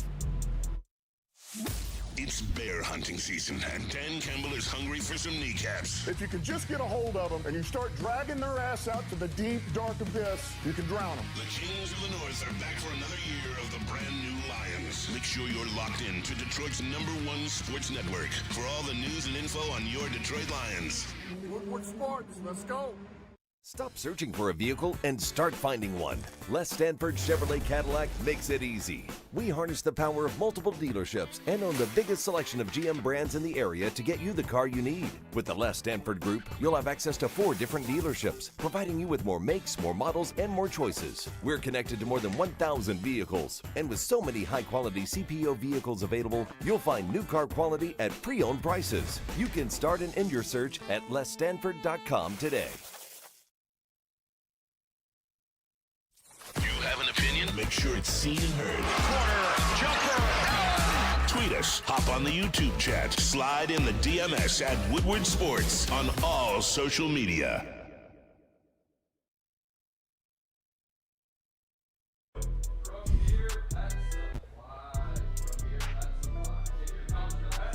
Don't sweat. Give your pet the best. Premier Pet Supply is hands down Michigan's best pet store. Same prices and all the conveniences of online and big box retailers, with one major difference: family and locally owned and operated for 30 plus years. Over 60 brands of food with nutrition experts to help you. Same day, local curbside and home delivery. Premier Pet Supply. Give your pet the best. www.premierpetsupply.com. Real quick, Nick. And by the way, welcome back to World Heavyweights. Welcome back. There's Nick, the microwave, Chris. We got Fuck Joel in the building. Caleb, the explosive. Wavy J, by the way, for Joel's nickname. If you guys want to know, everyone has a nickname on the show. Yeah. But either way, I want to know. What are you guys more confident in that Detroit Lions defense? Is it the secondary or is it the defensive line? By far, it's the defensive line. Yeah. We haven't seen the secondary, but we've seen the defensive line at its peak when Aleem McNeil is hitting on all cylinders, when James Houston's getting to the quarterback on that speed rush, when Aiden Hutchinson's at his best. He's disrupting the game no matter how many guys you throw on him. So I think, and we haven't even mentioned DJ Reader throughout this all. Isn't that crazy? His name was not mentioned once, and he can be an absolute game changer in the middle of this defense. I'm way more confident in the defensive line, but that doesn't take away from how bad we need the secondary to step up. Yeah. But with the help of that defensive line, I think it'll be a lot easier for them to do so. That's what I'm saying. And I think it's gonna be a really big game changer for this defense going forward. Who's it for you, kid? Who are you more confident in making that step defensively? Yeah, I also think it's the defensive line, just because we've seen guys like Hutch and Reeder and McNeil. Those guys have kind of proved it, that they could be elite in this league. I mean, you have guys in the secondary, Carlton Davis, Brian Branch, Kirby Joseph, who have been good in the NFL. And, I mean, we haven't even seen the ceiling for Brian Branch or Kirby Joseph yet in the secondary. But, I mean, just right now, I'm more comfortable with the defensive line. And that it's also part that the secondary was just so awful last year, and they're starting from square one, really, with that secondary. So, damn, I wish we taught Joe Hall to answer the phone lines. He's right now, the chat, I mean, there's only 23 votes. And it's a Friday, people are partying, joining the Dream Cruise and whatnot. But, like, the chat right now has elite secondary as number one vote, 43%. Wow. I'm sorry, what they need to win the Super Bowl. But who are you more confident in, Joel? The secondary or the defensive line? I would say I have to be more confident in. That's hard, because it's like, secondary, or because we haven't really seen much pass rush yet from this D line either. But like, we've seen it can stop the run. For me, I think it's gotta be the defensive line because of Aiden, right? I mean, like, your best player on the defense, arguably. But then you could say, like, well, the secondary got Carlton Davis. And Aiden. I think Aiden ranks higher in his position than Carlton Davis at DB, no? Oh, by far. Yeah, I don't know. That's why you got DJ Reader, too, who's... Yeah, earlier, that's why I went all the way back to when the Tampa actually won the Super Bowl. Like, he needs to regain that Carlton Davis. The way I look at DB and D-line, though, I look at them as going hand in hand. I always say, for sure, if you're going to have a weak D-line, coverage has to marry the rush. Yeah, you got to have some crazy-ass corners, like, who are able to cover for, like, 4 seconds, 5 seconds. But then on the vice versa, if you got weak DBs, you're going to need, like, a crazy pass rush that can just get back there. So I look at it as if the D-line, if the pass rush not getting there and the corners are just left out to dry, then you're going to just look at it like, oh, yeah, our pass rushes or our secondary is still terrible. And you're not going to really even factor in the fact that the D-line probably getting no rush. And then vice versa, if our, pass rush is getting the pressures, but the corners are allowing wide receivers to get open in 2 seconds, it's like, I don't know. So I would say it's still hard to even answer that. I would say I gotta have more trust in the secondary though. Yes, I mean you're on the money with they have to marry, just because even in the Kansas City Chiefs situation, you did a great secondary with that great defensive line. The Rams, you had Aaron Donald and Jalen Ramsey. The Buccaneers, you had Antoine Winfield, Carlton Davis. Somebody else too. Yeah, right. Along with the defensive line, Sue, Vita Vea. I think that was the Patriots, famous ad. Devin McCourty. Barrett. It was a whole bunch of people on the edge on there. That Eagles team I did with Nick Foles. Did they have Asante Samuel? No. No. Was he gone by then? Asante Samuel, I think. I can't remember who was in their second. Was Bradbury? Yeah. I don't know. I'm actually going to look it up right now. Well, you think about the Chiefs last year. You think about McDuffie, and you think about Sneed. Sneed. Like, and then to go with the pass rush of Karlaftis with Chris Jones. You think about the Rams who did it. You think about Aaron Donald. I'm pretty sure Von Miller got traded to that team, if I'm not mistaken, to pair with a Jalen Ramsey on the outside. So it does go hand in hand, and that's why Hutch needs to take that step up this season. That's why Ali McNeil in a contract year needs to take the step up this season to pair with these young cornerbacks. Yeah. I think Rakestraw is actually going to play a massive role on this team moving forward. Think so? I do. Come this the end of the or season, like in the future?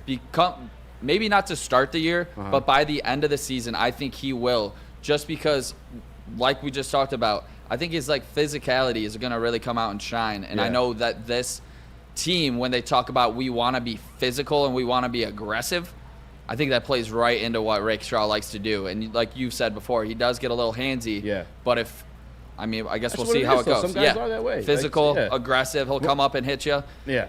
At camp, when I was watching, or even before, when we traded for Carlton Davis, I was kind of just trying to wonder what we got in this guy. And knowing that he's one of the better DBs in the league, he plays handsy. He's grabbing the jersey, he's pulling, he's tugging. I'm pretty sure Jalen Ramsey's the same way.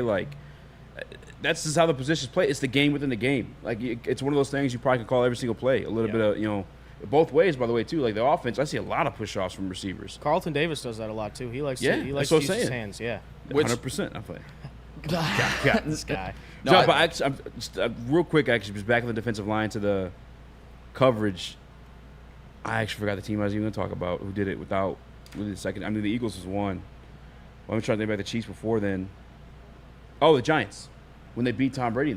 Oh yeah, remember it was like Justin Tucker, line. Jason Pierre-Paul, Michael before then Michael Strahan. Strahan. I couldn't name a single secondary member on those teams. Chris Canty. Yeah, defensive line. Yeah. That's what I'm saying. I think it's D-line. I think they had. Didn't they have the Giant? One of the brothers. I can't. No, that was when they lost to them the first time. Barber. Barber running back. They had, he was but on. retired he was on the with Bucks. chip. Yeah, he was on, the cornerback was on the Bucks. Him and Jeremy Shockey. Yeah, no, I can't think of a single secondary member from the Giants when they beat them. 2012 Giants roster. Yeah, I think. Well, I guess you're right. Then, if the Lions are going to win the Super Bowl, they are going to need elite defensive line play because it seems like every Super Bowl winning team has it, and that's why that goes hand in hand with having a top 10 defense for sure.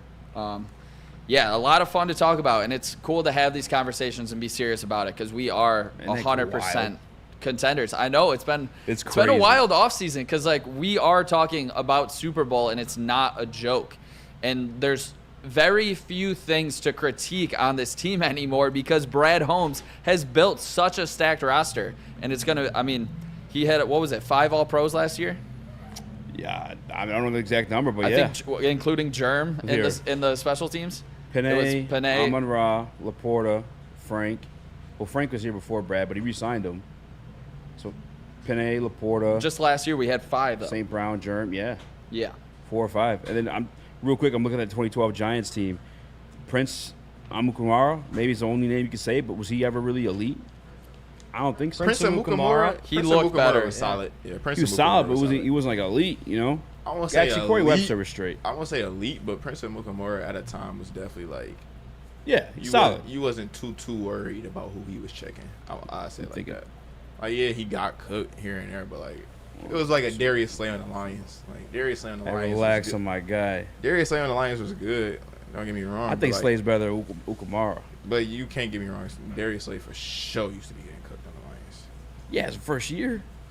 I would say first, probably about 2-3. Talk about getting cooked here. If you want the best chicken, it's cooked right all the time. It's Soroki's Crispy Chicken and Pizza. It's taking over Michigan. It's known for their quality hand-battered and hand-breaded chicken tenders, sandwiches, and New York-style pizza. Locations are popping up all over Metro Detroit, doubling the number of restaurants this year. Soroki's just had their grand opening in Madison Heights. Be sure to stop in and try a mega station near you or go to www.sorokis.com. Woodward Avenue, the first paved road in America. Woodward Sports, the first sports network born in Detroit and made for Detroit.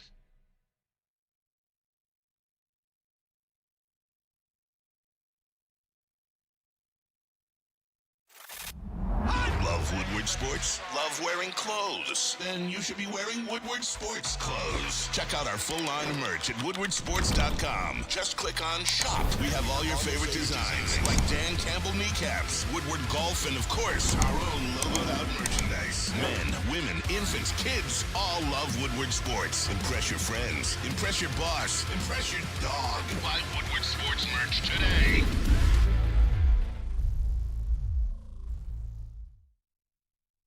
Planet Fitness, you can get everything you need for just $1 down. Try out Planet Fitness and dang, they got lots of equipment. Not me getting a Planet Fitness membership just for the 24-hour perk. Hey, y'all better get on these free fitness training sessions from Planet Fitness. Did y'all know that the PF app has workouts you can do at home? Cheapest therapy I can find is Planet Fitness. Join Planet Fitness today and get everything you need for just $1 down. $15 a month, cancel anytime. Deal ends Thursday, July 18th. How would you like to play with the legend Darren McCarty, Kirk Gibson, Braylon Edwards, even Calvin Johnson? It's the Randy Wise Celebrity Golf Tour. Register today and you could play like a VIP. Go to woodwardsports.com or scan the QR code above the screen. When it comes to your next car or truck, make the wise decision. Randy Wise Automotive. Welcome back to the Woodward Heavyweights, here to kick your weekend off right. We got Eazy, we got Joel, we got Caleb, the explosive color blind, who had 10 to pull a couple hammies. Yes, sir. Caleb the explosive. We got Chris. Check out the Rap Cave podcast every Friday. Make sure. We got MPWMU in the chat. Nick washed his chicken with Tide before he cooks it. I actually have chicken marinating right now, so let's go. Yeah, I do. You got it marinating in. Thai. Italian. Yeah. Italian. I wanted to go with the buttermilk, but Aldi didn't have it. Aldi, goated. It's Tide detergent just sitting there. So shout out MP. Yeah, can't fool me. But one thing here that I've been super excited to talk about today was the top 25 NFL players under 25. Yay. And this list came from The Athletic. I'll get who it was written by in a second here. But how many players do you guys think the Detroit Lions have on this list of the top 25 under 25? How many players? Top 25 under 25. Amon-Ra St. Brown, Penei Sewell, Jahmyr Gibbs, Sam Laporta, Brian Branch. Five. You're going with 5? Who am I missing? I like Kirby, but I don't think Kirby makes a national list like that. Wait, so you said Sewell, Gibbs, Branch, Amon-Ra, Hutch, Laporta. Oh, I forgot Hutch. And Laporta, 6. so 6. So yeah, Hutch. I forgot Hutch. Oh, maybe Aleem, 7? No, I think there's a sometimes Branch gets. It depends who made this list, because sometimes Branch gets left off lists this. It was from Mike Jones. I'm not. Say it the way Mike Jones says it. You don't know how.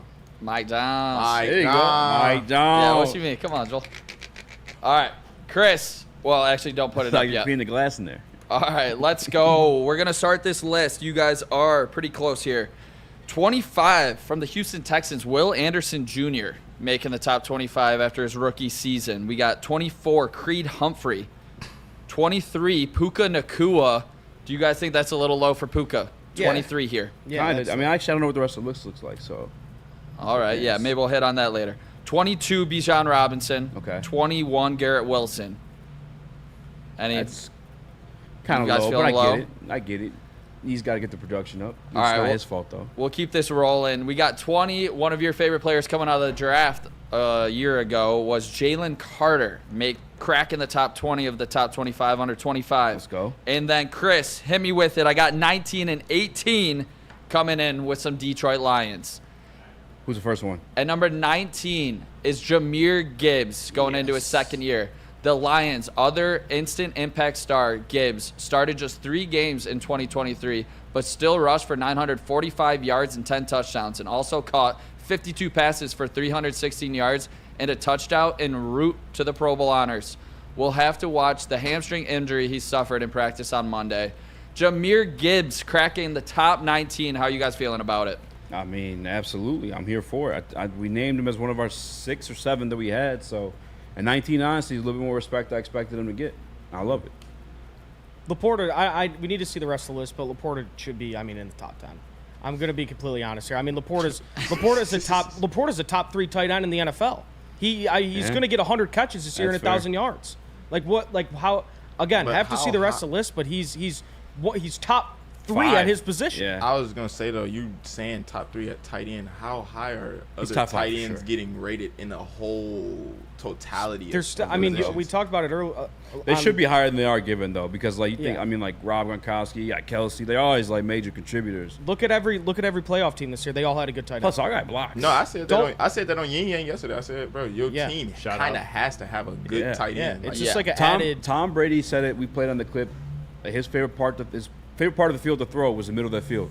And that's why you saw him consistently feeding his tight ends, no matter who it was, whether it's Gronkowski, Gonzalez, or there's Julian Edelman. As a slot guy, he likes to throw in the middle of the field. There's literally more room for error. You have more space to work with while you're throwing that ball. And then your player, after catching, has more space to work with for making a play. Tight end's important. Yeah. And he's one of the best in the game. He should be in the top 10. Caleb, I like you defending our guy right here with Laporta at 18. Just one other question before we get on with this list. Jahmyr Gibbs ranked higher than Carter, Wilson, Bijan Robinson, Puka, Creed Humphrey, and Will Anderson from a national pundit. Say it one more time. Jahmyr Gibbs and Sam Laporta are ranked higher than Will Anderson, Creed Humphrey, Puka Nacua, Bijan, Garrett Wilson, and Jalen Carter. Wow. That's pretty impressive. That is very impressive. We kind of both rookies. We kind of learned from the NFL top 100 that centers kind of get slept on. Like Creed Humphrey and Ragnar weren't on there. Creed Humphrey should be higher. I mean, he has an argument for being the best center in the league, and I know it's not the most glamorous position, but it's really important. I mean, you see what even a guy like Frank Ragnar does for the Lions offensive line, and how he's able to basically run that whole offensive line and make us have one of the best run games in the league. That's major disrespect to a guy like Creed Humphrey. I got you there. All right, talking about major disrespect, maybe in Easy's eyes, 17, Trevor Lawrence. Ooh. Any comments on your quarterback or one of your? I love Trevor Lawrence. Lawrence. I'm a big Trevor Lawrence guy. Yeah. I would have Sam. I can see why he's there above Laporta because Sam of the Laporta ceiling. Gotta be above. But yeah, Laporta production-wise, I mean, I know it's just 1 year, but he's got to be above Trevor Lawrence. As much as I love Trevor Lawrence. I thought they was gonna throw some legit people in front of Sam. All right, here we go. Lawrence the first name. Who the next name? There we go. We got 16 Waddle, 15 Trent McDuffie. Okay, those two fair. No, Waddle's not over Laporta. Yeah, I don't like that at all. I don't like Waddle. McDuffie, I do see he was an All-Pro last year, if I'm not mistaken. I get it that, but we're gonna go to a Detroit Lion. You got Waddle over Laporta? I would have to say so. I wouldn't go Waddle. More explosive. He positional value though. Sam Laporta's better at tight end than Waddle's at receiver. I mean, that's like not even up for comparing debate. apples oranges. That's comparing apples to oranges. It's so many talented wide receivers that you you're gonna say Laporta's top 3 in his position, but it's so many talented receivers. It's hard to be like, oh, Waddle. If you build a super roster, who would you take first? I mean, obviously, we just said we're gonna take tight end, but I'm saying better player. Jalen Waddle's a better player, I would say. I disagree. I don't even think Waddle's been the best receiver on that list. I mean, I think Garrett Wilson and Puka Nacua are better than Jalen Waddle. I'm taking Garrett Wilson over I'm Waddle taking Puka over both of them, probably. Sleeping. All right, here we go. 14, Detroit Lions.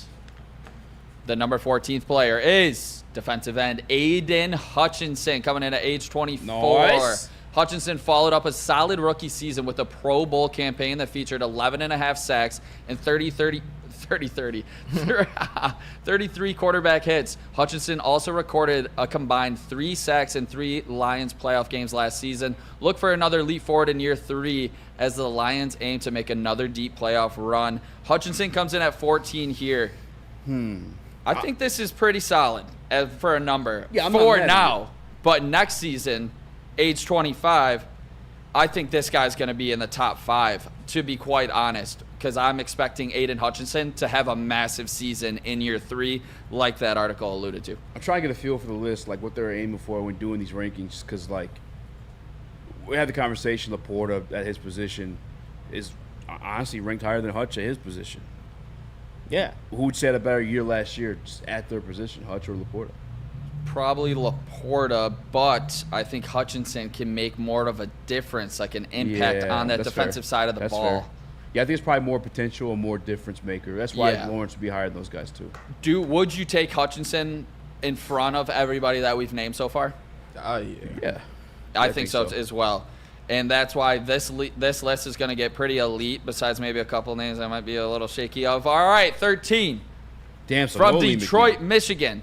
Sauce Gardner, New York Jets. 12, Brock Purdy. And 11, Easy's other best friend, Brock Purdy. Jordan Love at number 11. Wow.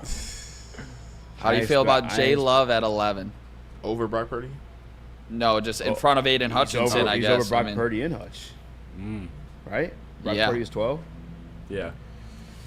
I mean, we talked about it before with the Hutch versus Laporta. There's positional value there. I guess it would make sense these quarterbacks would be higher. And I do think Jordan Love, unfortunately, he's flashed some very, very, very elite quarterback play in the back half of last year against some good teams. Above Trevor Lawrence? Right now, yeah. I think Trevor Lawrence has, like, supreme talent, but Love has a situation where he's got talent. He's got it all together right now. Last year, looked at the wide receiving core. Nobody could really tell you who was the wide receiver 1 because he was hitting everybody. Tom Brady, that's one of the things he was infamous for, so he's going to just find the open man. people try to hold on him when he's talking about how great he is. Like, oh, look at this 12-yard out. Look, that's like the type. But he was hitting the open guy. Yeah. And he won the most Super Bowls playing that way. So yeah, I mean, I don't actually hate it. I really don't. Yeah, I just. I know you hate it. What are you? Because you hate the Packers. Overrated? Are you kidding me? This is what. In what world is? I'm gonna give you a little sneak peek here. Jordan Love, the second quarterback on this list, because he had a half of a good season. I am so sick of them acting like he is this already MVP guy. He had half of a good season. I gotta see it again with this Jordan Love and this Packer team.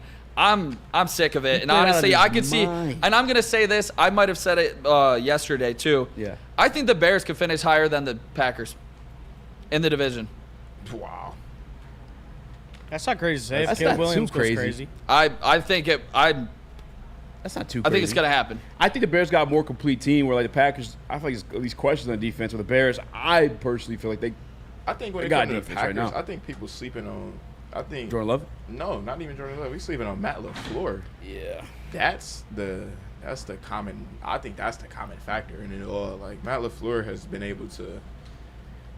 Shit, if we want to be honest, he was able to open up Jordan Love and like show like I don't think Jordan Love, if he would have got drafted on any team, any other team, would have came out playing like how he did last year. Yeah. And I honestly. I guess they would probably group me in with Eazy, but I was saying, I guess maybe it was a little bit biased. I had him on my fantasy team, so I was seeing him the whole season, and I'm like, bro, if Jordan, that's what I saw too. I'm like, bro, if Jordan Love stopped turning the ball over, I was like, he's good. I'm like, his mechanics there. I'm like, his touchdown numbers there, all the yards there, all that's there. I'm like, he just turns the ball over too much. He either had a fumble or interception in each game for like the first 9 games. He stopped that, and then that's when all the dick sucking came. So it's like.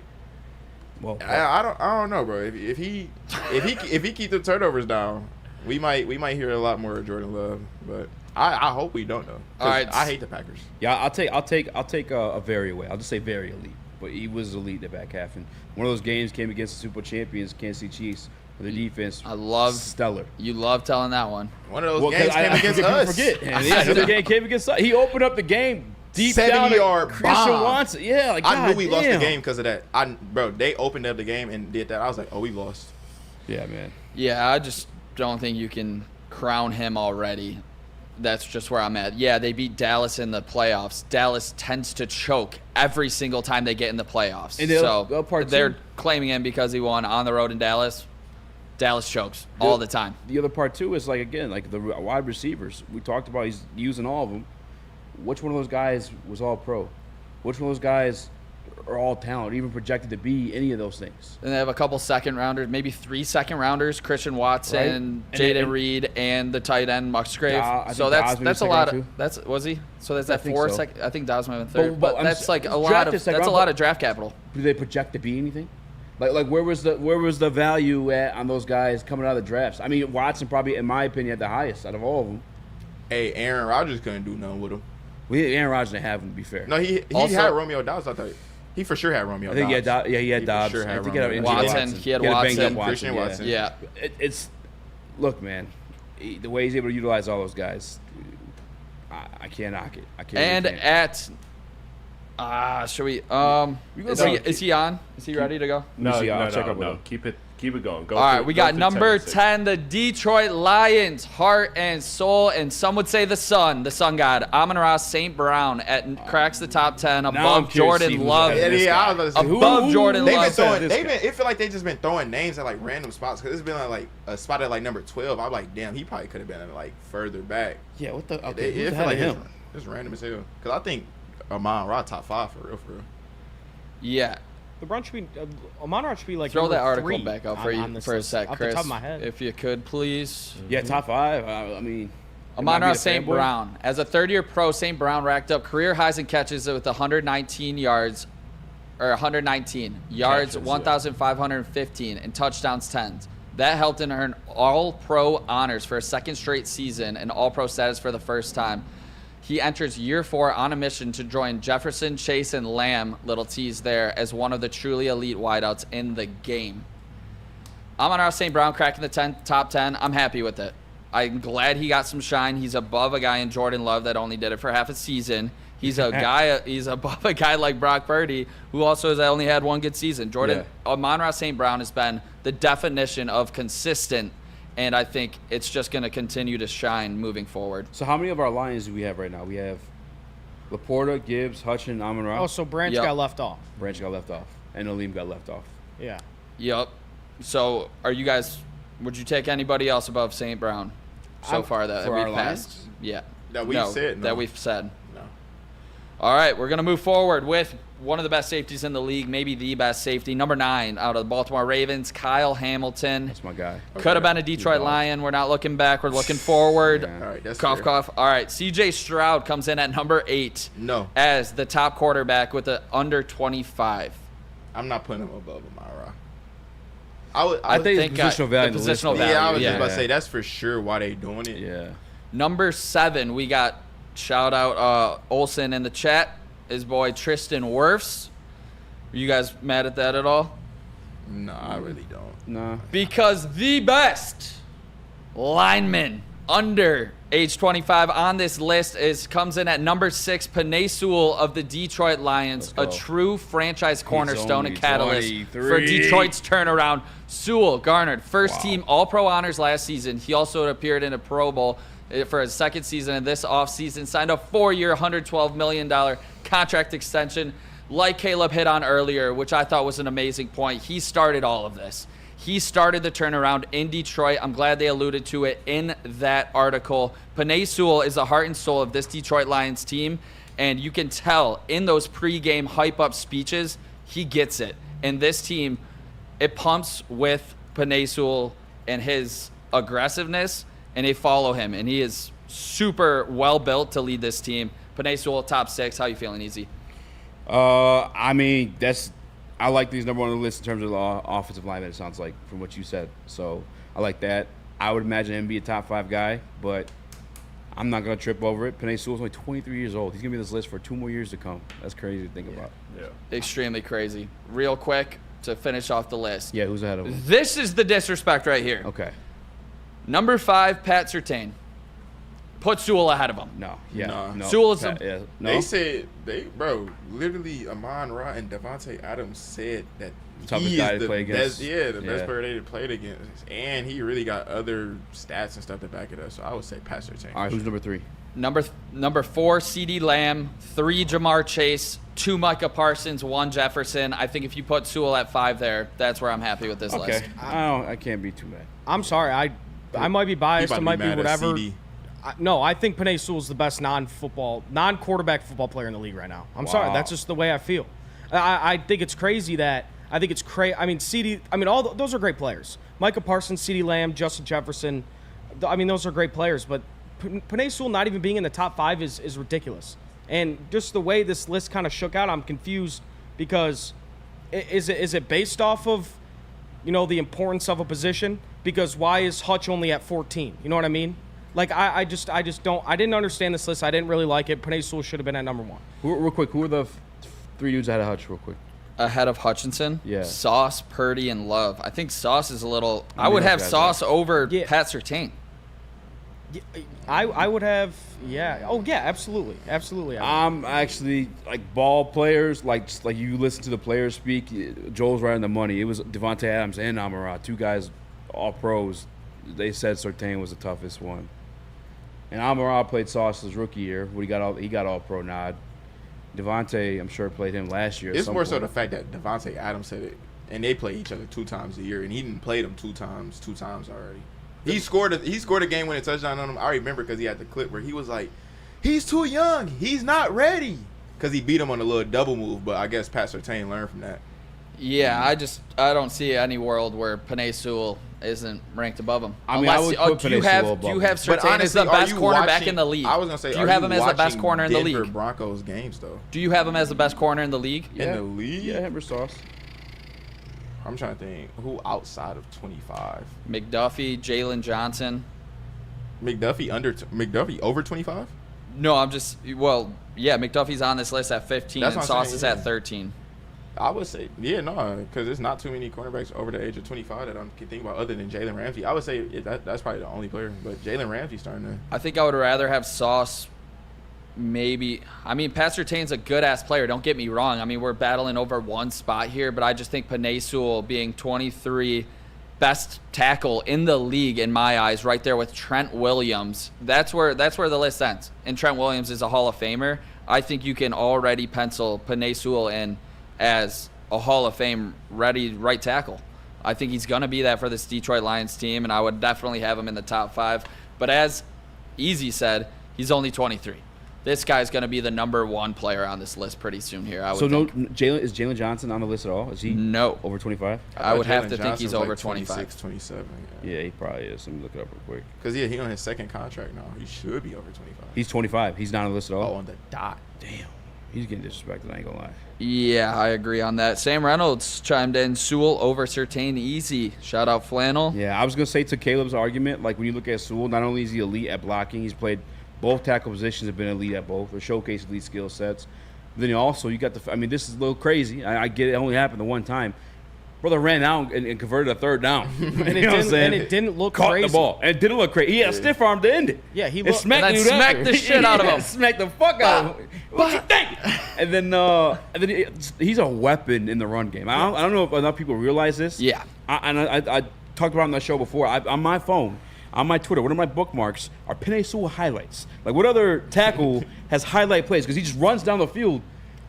He's crazy. So, you know what? Yeah, I'm taking Penei over Surtain. Outside of Patrick Mahomes, Penei Sewell is the best fucking football player in the league. Caleb dropping it. I love it. That's 100%. I don't even care if you guys call me biased or slappy or whatever. He is. He's not just a tackle. He's a weapon to that offense. He better than Christian McCaffrey? Yes. That's who your number 2 would be. Just rolled his eyes so hard. Yeah. Well, this is a top 25, under 25. You know why it's fun to do these lists? Because we have Brad Holmes drafting these guys. And that's why we have so many players on this list. Do you guys think Brian Branch, that we mentioned earlier, is going to be on this list next season? Who's 25 on that list? Will Anderson Jr. Yeah, he should be. Will's a dog. I was about to say it would. Do you think Terrion will make this list next year? We had Gibbs and Laporta making it in his second year. I think Terrion probably got about 2 years for he make that list. 2, 3. Yeah, it's a lot of young talent in the league, man. I'm not ready to speak of the rookie. Yeah. Who's 24? Creed Humphrey, who's 25. Yeah, who's 23? Just give me the last 5, the bottom 5. Will Anderson, Creed Humphrey, Puka Nacua, Bijan, and Garrett Wilson. Damn, that's a tough list to make, man. Yeah. It's a lot of good players. All right, let's go to break. We got to double up. Let me tell you guys first about Swiss Insurance, all right? You want to make sure you got the depth in your life. Get yourself insured with my guy, Mark Insurance. Yeah, that's his name, actually. He's so good at insurance, he changed his name. 313-530-1698. 313-530-1698. That's Mark at SwissINS.com. And if you mess with my guy, Baby Hulk may need some insurance too.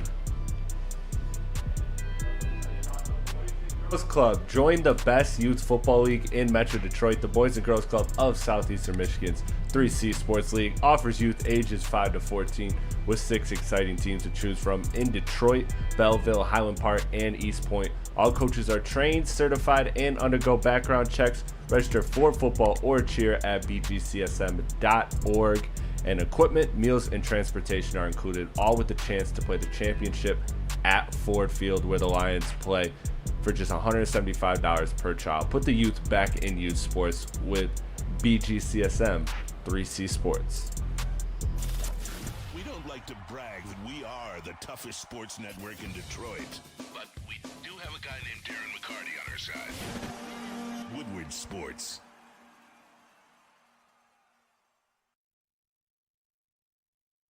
Walk into any Lady Jane's Haircuts for Men for an award-winning haircut experience from one of our talented stylists. Enjoy a precision haircut, hot lather neck shave, scalp and neck massage, and a hot towel treatment to top it off.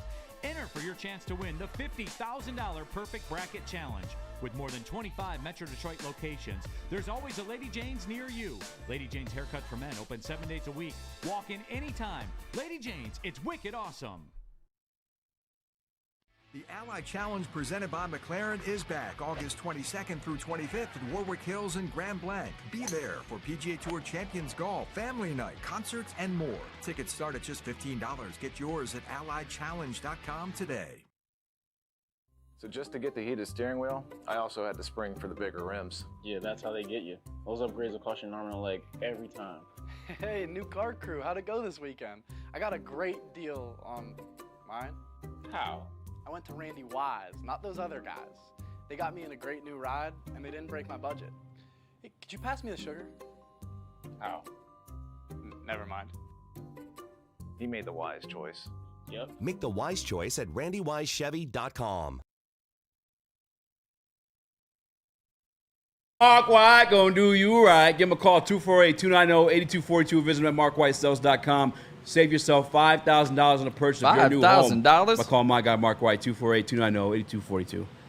Les Stanford, what happens when you run a great business for over 50 years? You expand and offer more products to more people. This is exactly what Les Stanford did by adding Les Stanford Buick GMC, the same great service that customers have come to know and trust. On Woodward Ave, just south of 9 Mile. Check out Les Stanford in Dearborn today and at lesstanford.com. Les Stanford Chevrolet, together, let's drive. Leg kicks, man. Destroy them legs.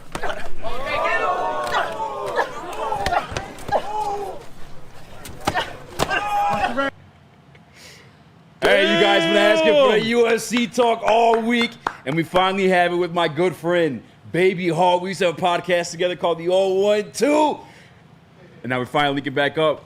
What's good, man? How you been? How you been? How you been? Living life. I'm blessed. Shout out. What up, man? Hey, you guys don't know, Baby Hawk went viral for Street Beefs. He's also fighting for, he fought for a couple of influencer boxing matches. He's done also MMA. He's fighting, what weight you fighting at now these days? Oh, 125, flyweight champ. Let's get it, man. Hey, obviously got you on. UFC 305 is coming up. Did you watch any of the press conference highlights? One in particular? Yeah. I've seen it all. You can talk about it. Did you watch Eazy cry? I guess is what I was trying to get at without having to say it out loud. Yes, I see my man shed some manly tears. Yep. How you feeling about that? Does that make you any way leaning for DPP or is he in that? I guess in that fight after him crying at the presser. DDP, by the way, is 2 for 2 for making champions cry at presser. Well, what is going on? Mm-hmm. He's not even. You can't talk like that.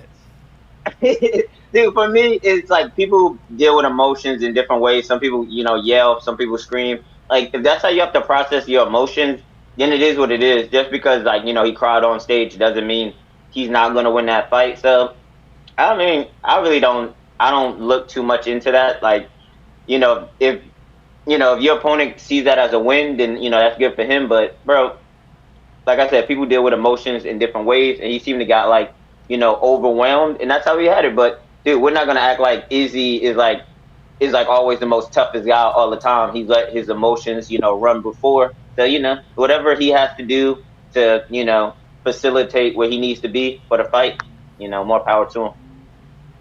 Who do you have in that one? I guess between the two of them, because DDP. I'm going. Mm-hmm. Oh, you could go. No, I was gonna say I get it. Like he's powerful, and I think he kind of blitzes a little bit like Rob Whittaker, but Izzy's more of the technician, but he's a little bit chinny. He has over 100 combat bouts. I'm kind of nervous for my guy. Okay. I don't think Izzy's chinny. I think the last time he got finished was by Alex, maybe a couple fights ago, and he never went out. He was up against the cage. So I don't think he's chinny. Fair. But it's but the thing is, when people they talk about all the title fights that he had, right? And then they talk about all the camps, but then they be like, yeah, but still. I'm like, bro, you can't acknowledge that and then be like, but still. My man had all those title fights in such a short time. And like you said, yeah, all the fights now have been excited. But as an MMA fighter, bro, from just the thought of going to one 5-round fight training camp, to another camp, to another camp, to another camp, in the midst of that, you're doing movies, you're doing all these appearances, all these extra media. And let's not forget, one of them was one of the most hyped up fights of the UFC against Alex. So you're dealing with all these things. You have a huge come down after you lose the Sean off of a fight you didn't need to take. So it's it was a lot of factors in that, and I just feel like whether regardless how it is, it's like a style matchup. Yes, I know DDP has made other guys look bad, but at the end of the day, that's still a blitzing style against one of the most technical counter kickboxers we have, and at the end of the day, I'm banking on that. Yeah, that's kind of where I'm at too. Like I just don't see skill wise. Like you can't sleep on what Izzy's been his entire career. Like I know he lost the fight to Sean, but like you said, he's taken on a lot of damage, just put in a lot of work, a lot of distractions. I was surprised he fought Sean as quick as he did, because I just feel like the emotional drain from that fight that Alexander Pereira was. As a fan, I was like, oh. Exactly, bro. Just imagine what he was going through. And my thing is, people always say you're only as good as your last fight. I don't believe that. I believe you are what we see on camera repeatedly. Like, yes, you could have a bad performance, but have we seen more than not you perform at a high level? Then I'm going to go with that. I'm not going to go with always the outlier. If my last performance was an outlier and you see me run through the last 5-6 guys, I mean, yeah, you could go for the last one, but, it's a body of work. What have you repeatedly seen over time? Speaking of repeatedly seen over time, just real quick, man, because we don't get to talk as much as we used to, man. I'm proud of everything you've done. I just remember grinding when I was in the basement. Yeah, I can do it. I can do it. Shit, man. I don't know. We just made a commitment to keep working at this shit. Look at both of us. But real quick, yes, sir. Nick wants to get a question in. 2-4. Yes, sir. Yeah, we have a guy in our chat. His name's DNCENT, and he is a big bettor. And I was just curious, what fight are you the most confident in where you can pick a winner confidently going into this event? If I'm being for real, and some people could be like, oh, it's a toss-up here and there, but the one that I put my money on that I feel very, very confident about, I don't think anything's a lot, but for me, it's that Rosenstrike versus Tuivasa. I'm a huge Tuivasa fan, but come on, like, Rosenstrike is that dude. He's very technical. He has a lot of power. He only really got finished by Francis Ngannou, and like everybody was getting finished by him. And just the recency, like I think Todd lost his last 4, and they all been by finish. I think the last person he beat was Derek Lewis, like some years and years ago. So I know a lot of people are fans of Todd, but bro, just from what I've seen, the skid. And how technical Jairzinho is, I can't see him winning that fight. Yeah, actually, that's it. I was gonna say Gamrot, but I totally forgot about that fight going on. I do think Rosenstrike is more technical out of the two of them. What fight are you most excited for outside of the main event? It's a lot of really good fights, some sleepers on this one, but I'm actually, co-main event, those flyweights. A really good up-and-comer, not even up-and-comer, even though he's only been in the UFC a little bit, but Usyk, just coming off that really close fight with Pantoja, and then Kai, Kai's trying to get back on track, trying to be the title contender, the title champion that a lot of people thought he could be. So that's really going to be exciting. The flyweights go at it all the time. I wish it was 5 rounds, honestly. It kind of sucks that it's 3, but those guys are going to go at it, and, it's always going to be a real fun, exciting fight. Fight's going to go everywhere, a lot of transition, so that's going to be probably my fight for fight of the night. Could you give us your best Kai Car-France impression? The little... I can't. I probably know how my man talk for real. I'm going to keep it funky with you. I don't watch a lot of Kai interviews. All right, man. Dan Hooker, is he got to turn around at all? Does he think he gets back on the up here against Gamrot, who's also a savage and can grapple? Mm-hmm. Dude, I love Dan. Like, that's my man, Hangman. I will always be grateful for him for that fucking banger that he put on with Dustin Poirier. Man. Dude, just a style matchup. I'm sorry, like, I can't go against Gamrot. I'm a grappler at heart. He fucking doesn't stop. He has shots for days, and it's just a real bad style matchup. Hopefully, Dan could catch him coming in, or maybe with a guillotine. But come on, if I'm betting my money on anybody, I got to go for Gamrot. Yeah, I'm with you too. That one was two. That's like the 2 locks. If anybody's listening, they want to make a parlay, I'm probably doing Rosenstrike. Yeah, Rosenstrike, Gamrot. And it's for me personally, I'm doing Izzy. You don't have to. If you want the locks, it's definitely Gamrot and Rosenstrike. But for me, I'm throwing Izzy in there too. Real quick. Wait, hold on. Go ahead. All right, before you, I got you. You're the expert. You got the show and everything. I did make some bets Okay. I'm going to ask you, how confident should I be on these bets? Okay, let's hear them. I won't say who I bet with because I don't know if you guys got a sponsorship or anything. So No. Do you have a sponsorship? You should shout it out if you got a promo code or some people use. I don't, but bro, like any of them DraftKings, damn underdog fantasy, yo, hit your boy up, Hope 23, make that code. But right, so I got Jorginho finishing the fight before it doesn't go like I said. It won't go off 3 rounds. I said Ganrot will have more than 4.5 takedowns, and I said. What was the other one? And I said DDP won't have more than 4 takedowns. Those were like my 3 big ones that I was worried about. And I have like Jenkins and stuff like that. But I got Jorginho finishing. I got Ganrot getting more than 4.5 takedowns. And I got DDP not getting more than 4 takedowns. I'm with you on DDP and I'm with you on Rosenstruik. The one I'm nervous about is Gamrot only because I don't know if Hooker is going to be able to get back up after said takedowns. It's just 3 rounds. You know I feel that too, but the only reason why I did go for the higher on that, I looked back at the stats. Ganrot's last, I think, 3, 4, 5 guys, he's got more than like 4 takedowns. Right? And I know you said getting up, but he went against Dos Anjos. Dos Anjos is a very good wrestler, very good jiu-jitsu, could get back up. He went against Jalen Turner, and that's what I kind of feel like this will be more like, because Jalen Turner's really tall. Dan's got some height. And Dan does have good takedown defense. Like, we're not gonna act like those CKB guys like don't know what like everybody else wants to do to him. Take him down.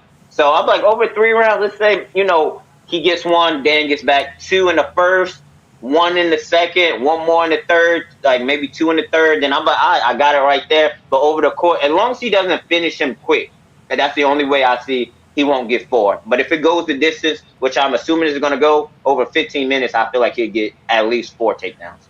I don't hate it. UFC 307 was just announced. Alex Pereira versus Khalil Roundtree. How you feel about that? I saw my guy Jamal Hill. I think we interviewed him together. We were supposed to. Either way, he said that he got suspended for PEDs. How the hell is he coming back to a title match? I get the fans' perspective. Like, I won't even say casuals, but from a fan's perspective, they're going to love it and they're not going to bat an eye because, one, it did say that he did take it, accidentally, that it doesn't really have any, benefits. It's not like a sports enhancer. It's just like a banned substance. So from a fan's perspective, there's 2 Muay Thai, 2 strikers, big guys who are going to bang it out. Somebody's going to fuck the sweep. So from a fan's perspective, especially in Utah, it's great. It's what's going to, really carry the card. But then you got from Jamal and maybe a purist stance, like, not just a competitor in the division, but, as a purist, you got, this guy did just pop. He just beat Anthony Smith, who's on a skid. And then also you were supposed to go against Jamal, but didn't go against Jamal. And then there's also Ankalaev, which I know they just matched up, but everybody's like Ankalaev was going to be the number 1. So it's kind of funny. It's like, so I could definitely see where Jamal's coming from. If I was him, I'd be pissed. Yeah, I understand. And obviously, he's a Michigan guy, so I'm rocking with him. I feel like Ankalaev probably should have been the one, though. They probably not being a. Oh, I'm about to say. I think you're about to say what I was about to say. No, you go first. A takedown. I was about to say. Yeah. And I'm like, bro, if we're gonna be honest, Alex has been a company man. He beat Yuri and then came back again while he was hurt, and then he beats Yuri again. He's your cash cow. Would you really want to pit him against a real bad style matchup right now as his 3rd fight of the year? Do you want to give him like the hardest matchup? Yeah, I did from a company standpoint. I see where it's coming from because he's your golden goose. He did you 2 favors. Are you really going to kind of like F him over in a sense by giving him like the worst style matchup for his return? So I can see where it's coming from. It's gonna make the UFC a lot of money. It's gonna build Alex's star power because I feel like he is going to beat Khalil. But I mean, bro, this is why we fight, right? Because these are going to be 2 exciting guys, and if Khalil could crack them, bro, we got a new star in the division. So either way, I'm happy with it. I ain't really stunting. As long as my boy Jamal get another big fight, and then we could get him back to the title shot, I ain't mad at it. I'm with you on that one. You got your own career going on, man. Plug yourself in. What do you got going on, and what else you want the people to check out while they have you here? You're right here. September 14th is going down. Baby Hope is going for his first pro MMA title fight. We're going against Shameik Finley in Rock Hill, South Carolina. Again, September 14th. I'm training my ass off, and bro, I'm the champ. Like, I've been champ in a bunch of organizations. I'm a champ in my heart every day that I walk in the training room. So check me out. We're gonna have content galore coming. Check me out on Instagram. Check me out on YouTube. Baby Hulk MMA. We running it up. I'm getting that title, and then maybe Uncle Dana might be calling. Maybe Chantry might be calling. I just know some big things are going to be in the works. So I need that title, boy. So follow the journey. Let's go. Hey, I love you, man. I love you as a friend. I love you as inspiration. You're the fucking man. It's good talking to you, man. Bro, you the man, bro. I love seeing you on this platform. Like I said, when we was in the garage, you had all the Detroit stuff up, bro. We talking about 2-4 doing it for Kobe, bro. This is what happens, guys. When you follow your dreams, you work hard, and you align yourself with really solid people, bro. You can do it. Yes, sir. Congrats, Baby Hulk. Kick some ass. See you, Let's brother. go. Thank you. That man's a legend. If you guys, I'm geeked. In between time, maybe Tigers commercial, whatever it is, Baby Hawk MMA, YouTube it, you won't regret it. I promise you that. As you saw, it was a clip we played before he came on. He's a fucking man. That's my guy. He does damage from just that short clip. He's a beast. Tell us about that merch, though, Chris. Woodwardsports.com. Click that shop tab today and get yourself some brand new merch. They got hoodies, tees, hats, all that guaranteed to turn heads. So head on over to Woodwardsports.com. Click that shop tab today. Get yourself some brand new merch. The countdown to kickoff is here. Your Detroit Lions are ready for another season of grit. Woodward Sports is your #1 destination for all breaking news and Lions coverage. We are Detroit's #1 sports network. We are Woodward Sports. Walk into any Lady Jane's Haircuts for Men for an award-winning haircut experience from one of our talented stylists. Enjoy a precision haircut, hot lather neck shave, scalp and neck massage, and a hot towel treatment to top it off. Enter for your chance to win the $50,000 Perfect Bracket Challenge. With more than 25 Metro Detroit locations, there's always a Lady Jane's near you. Lady Jane's Haircut for Men, open 7 days a week. Walk in anytime. Lady Jane's, it's wicked awesome. A ton of fun, a ton of sports, and a ton of man meat. Welcome to the Woodward Heavyweights, live daily 5 to 7 p.m. on Woodward Sports.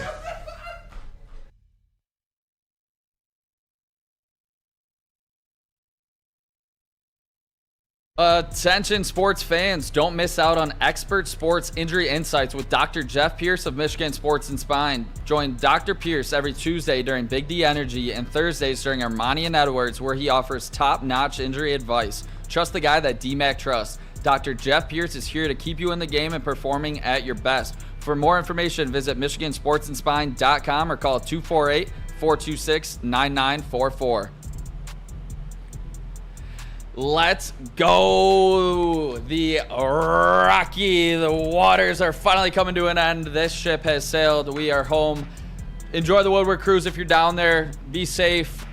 Shout out Chris in the booth, Caleb in the chair. Joel is always filling in for audio, and Eazy letting me come up here, drive for the first time. And if you want to see more of Chris, make sure you check out the Rap Cave podcast tonight. Every Friday, they do a live stream. Shout out Platte. If you want to see any Detroit Lions content at the tailgates, make sure you check out the Tailgate Wins. That's my channel. Every single tailgate, we're coming up with a bunch of videos. And just be safe. Have a great time this weekend. Tigers down 1-0. Easy. Ooh.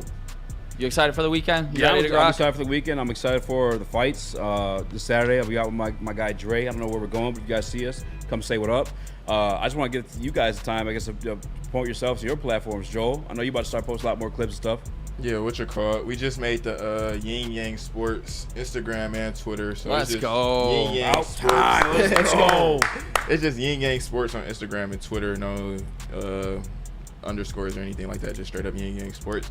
And yeah, go subscribe to the YouTube. We just hit 100 subscribers like last week or the other week, and we trying to hit 200 now. So we're just going steadily increasing, basically. Caleb? Tell them about your OnlyFans. Yeah, my OnlyFans just made it. Explosive. I'm gonna be a millionaire. Explosive. Caleb the Explosive. No, but follow me on Twitter at Caleb Zarnick. Post some short videos of me just yelling on there sometimes, some Tigers, Lions, Pistons stuff. I do some write-ups on there sometimes about individual players or teams. Little gambling stuff. So follow me on there. It's Caleb, CZARNIK. And then I'm going to start posting on Instagram a little bit more too. Same handle to there. I think everyone's waiting for that OnlyFans, though. Shout out everybody for tuning in. Microwave Nick, Chris, Rap Cave, what? So it's not live stream. It's recorded tonight, dropped tomorrow. But Saturday, you'll get the – no, you're good. You'll get the Rap Cave episode. We're talking Kanye. Is he cooked officially? Yeah, what's going on with that? Him and the laughing, or was it? Allegedly, it's messed up. Make sure you tune in tonight to hear what's going on. Tune in tonight to tomorrow. Hear Kanye's a mess. We're talking that and a whole bunch of more, all new music, a whole bunch of stuff. Best feature artist of all time, all that. So check it out. Shout out Spencer. Have fun up north. Woodward Heavyweights. We are out of here. Go Tigers. Win tonight.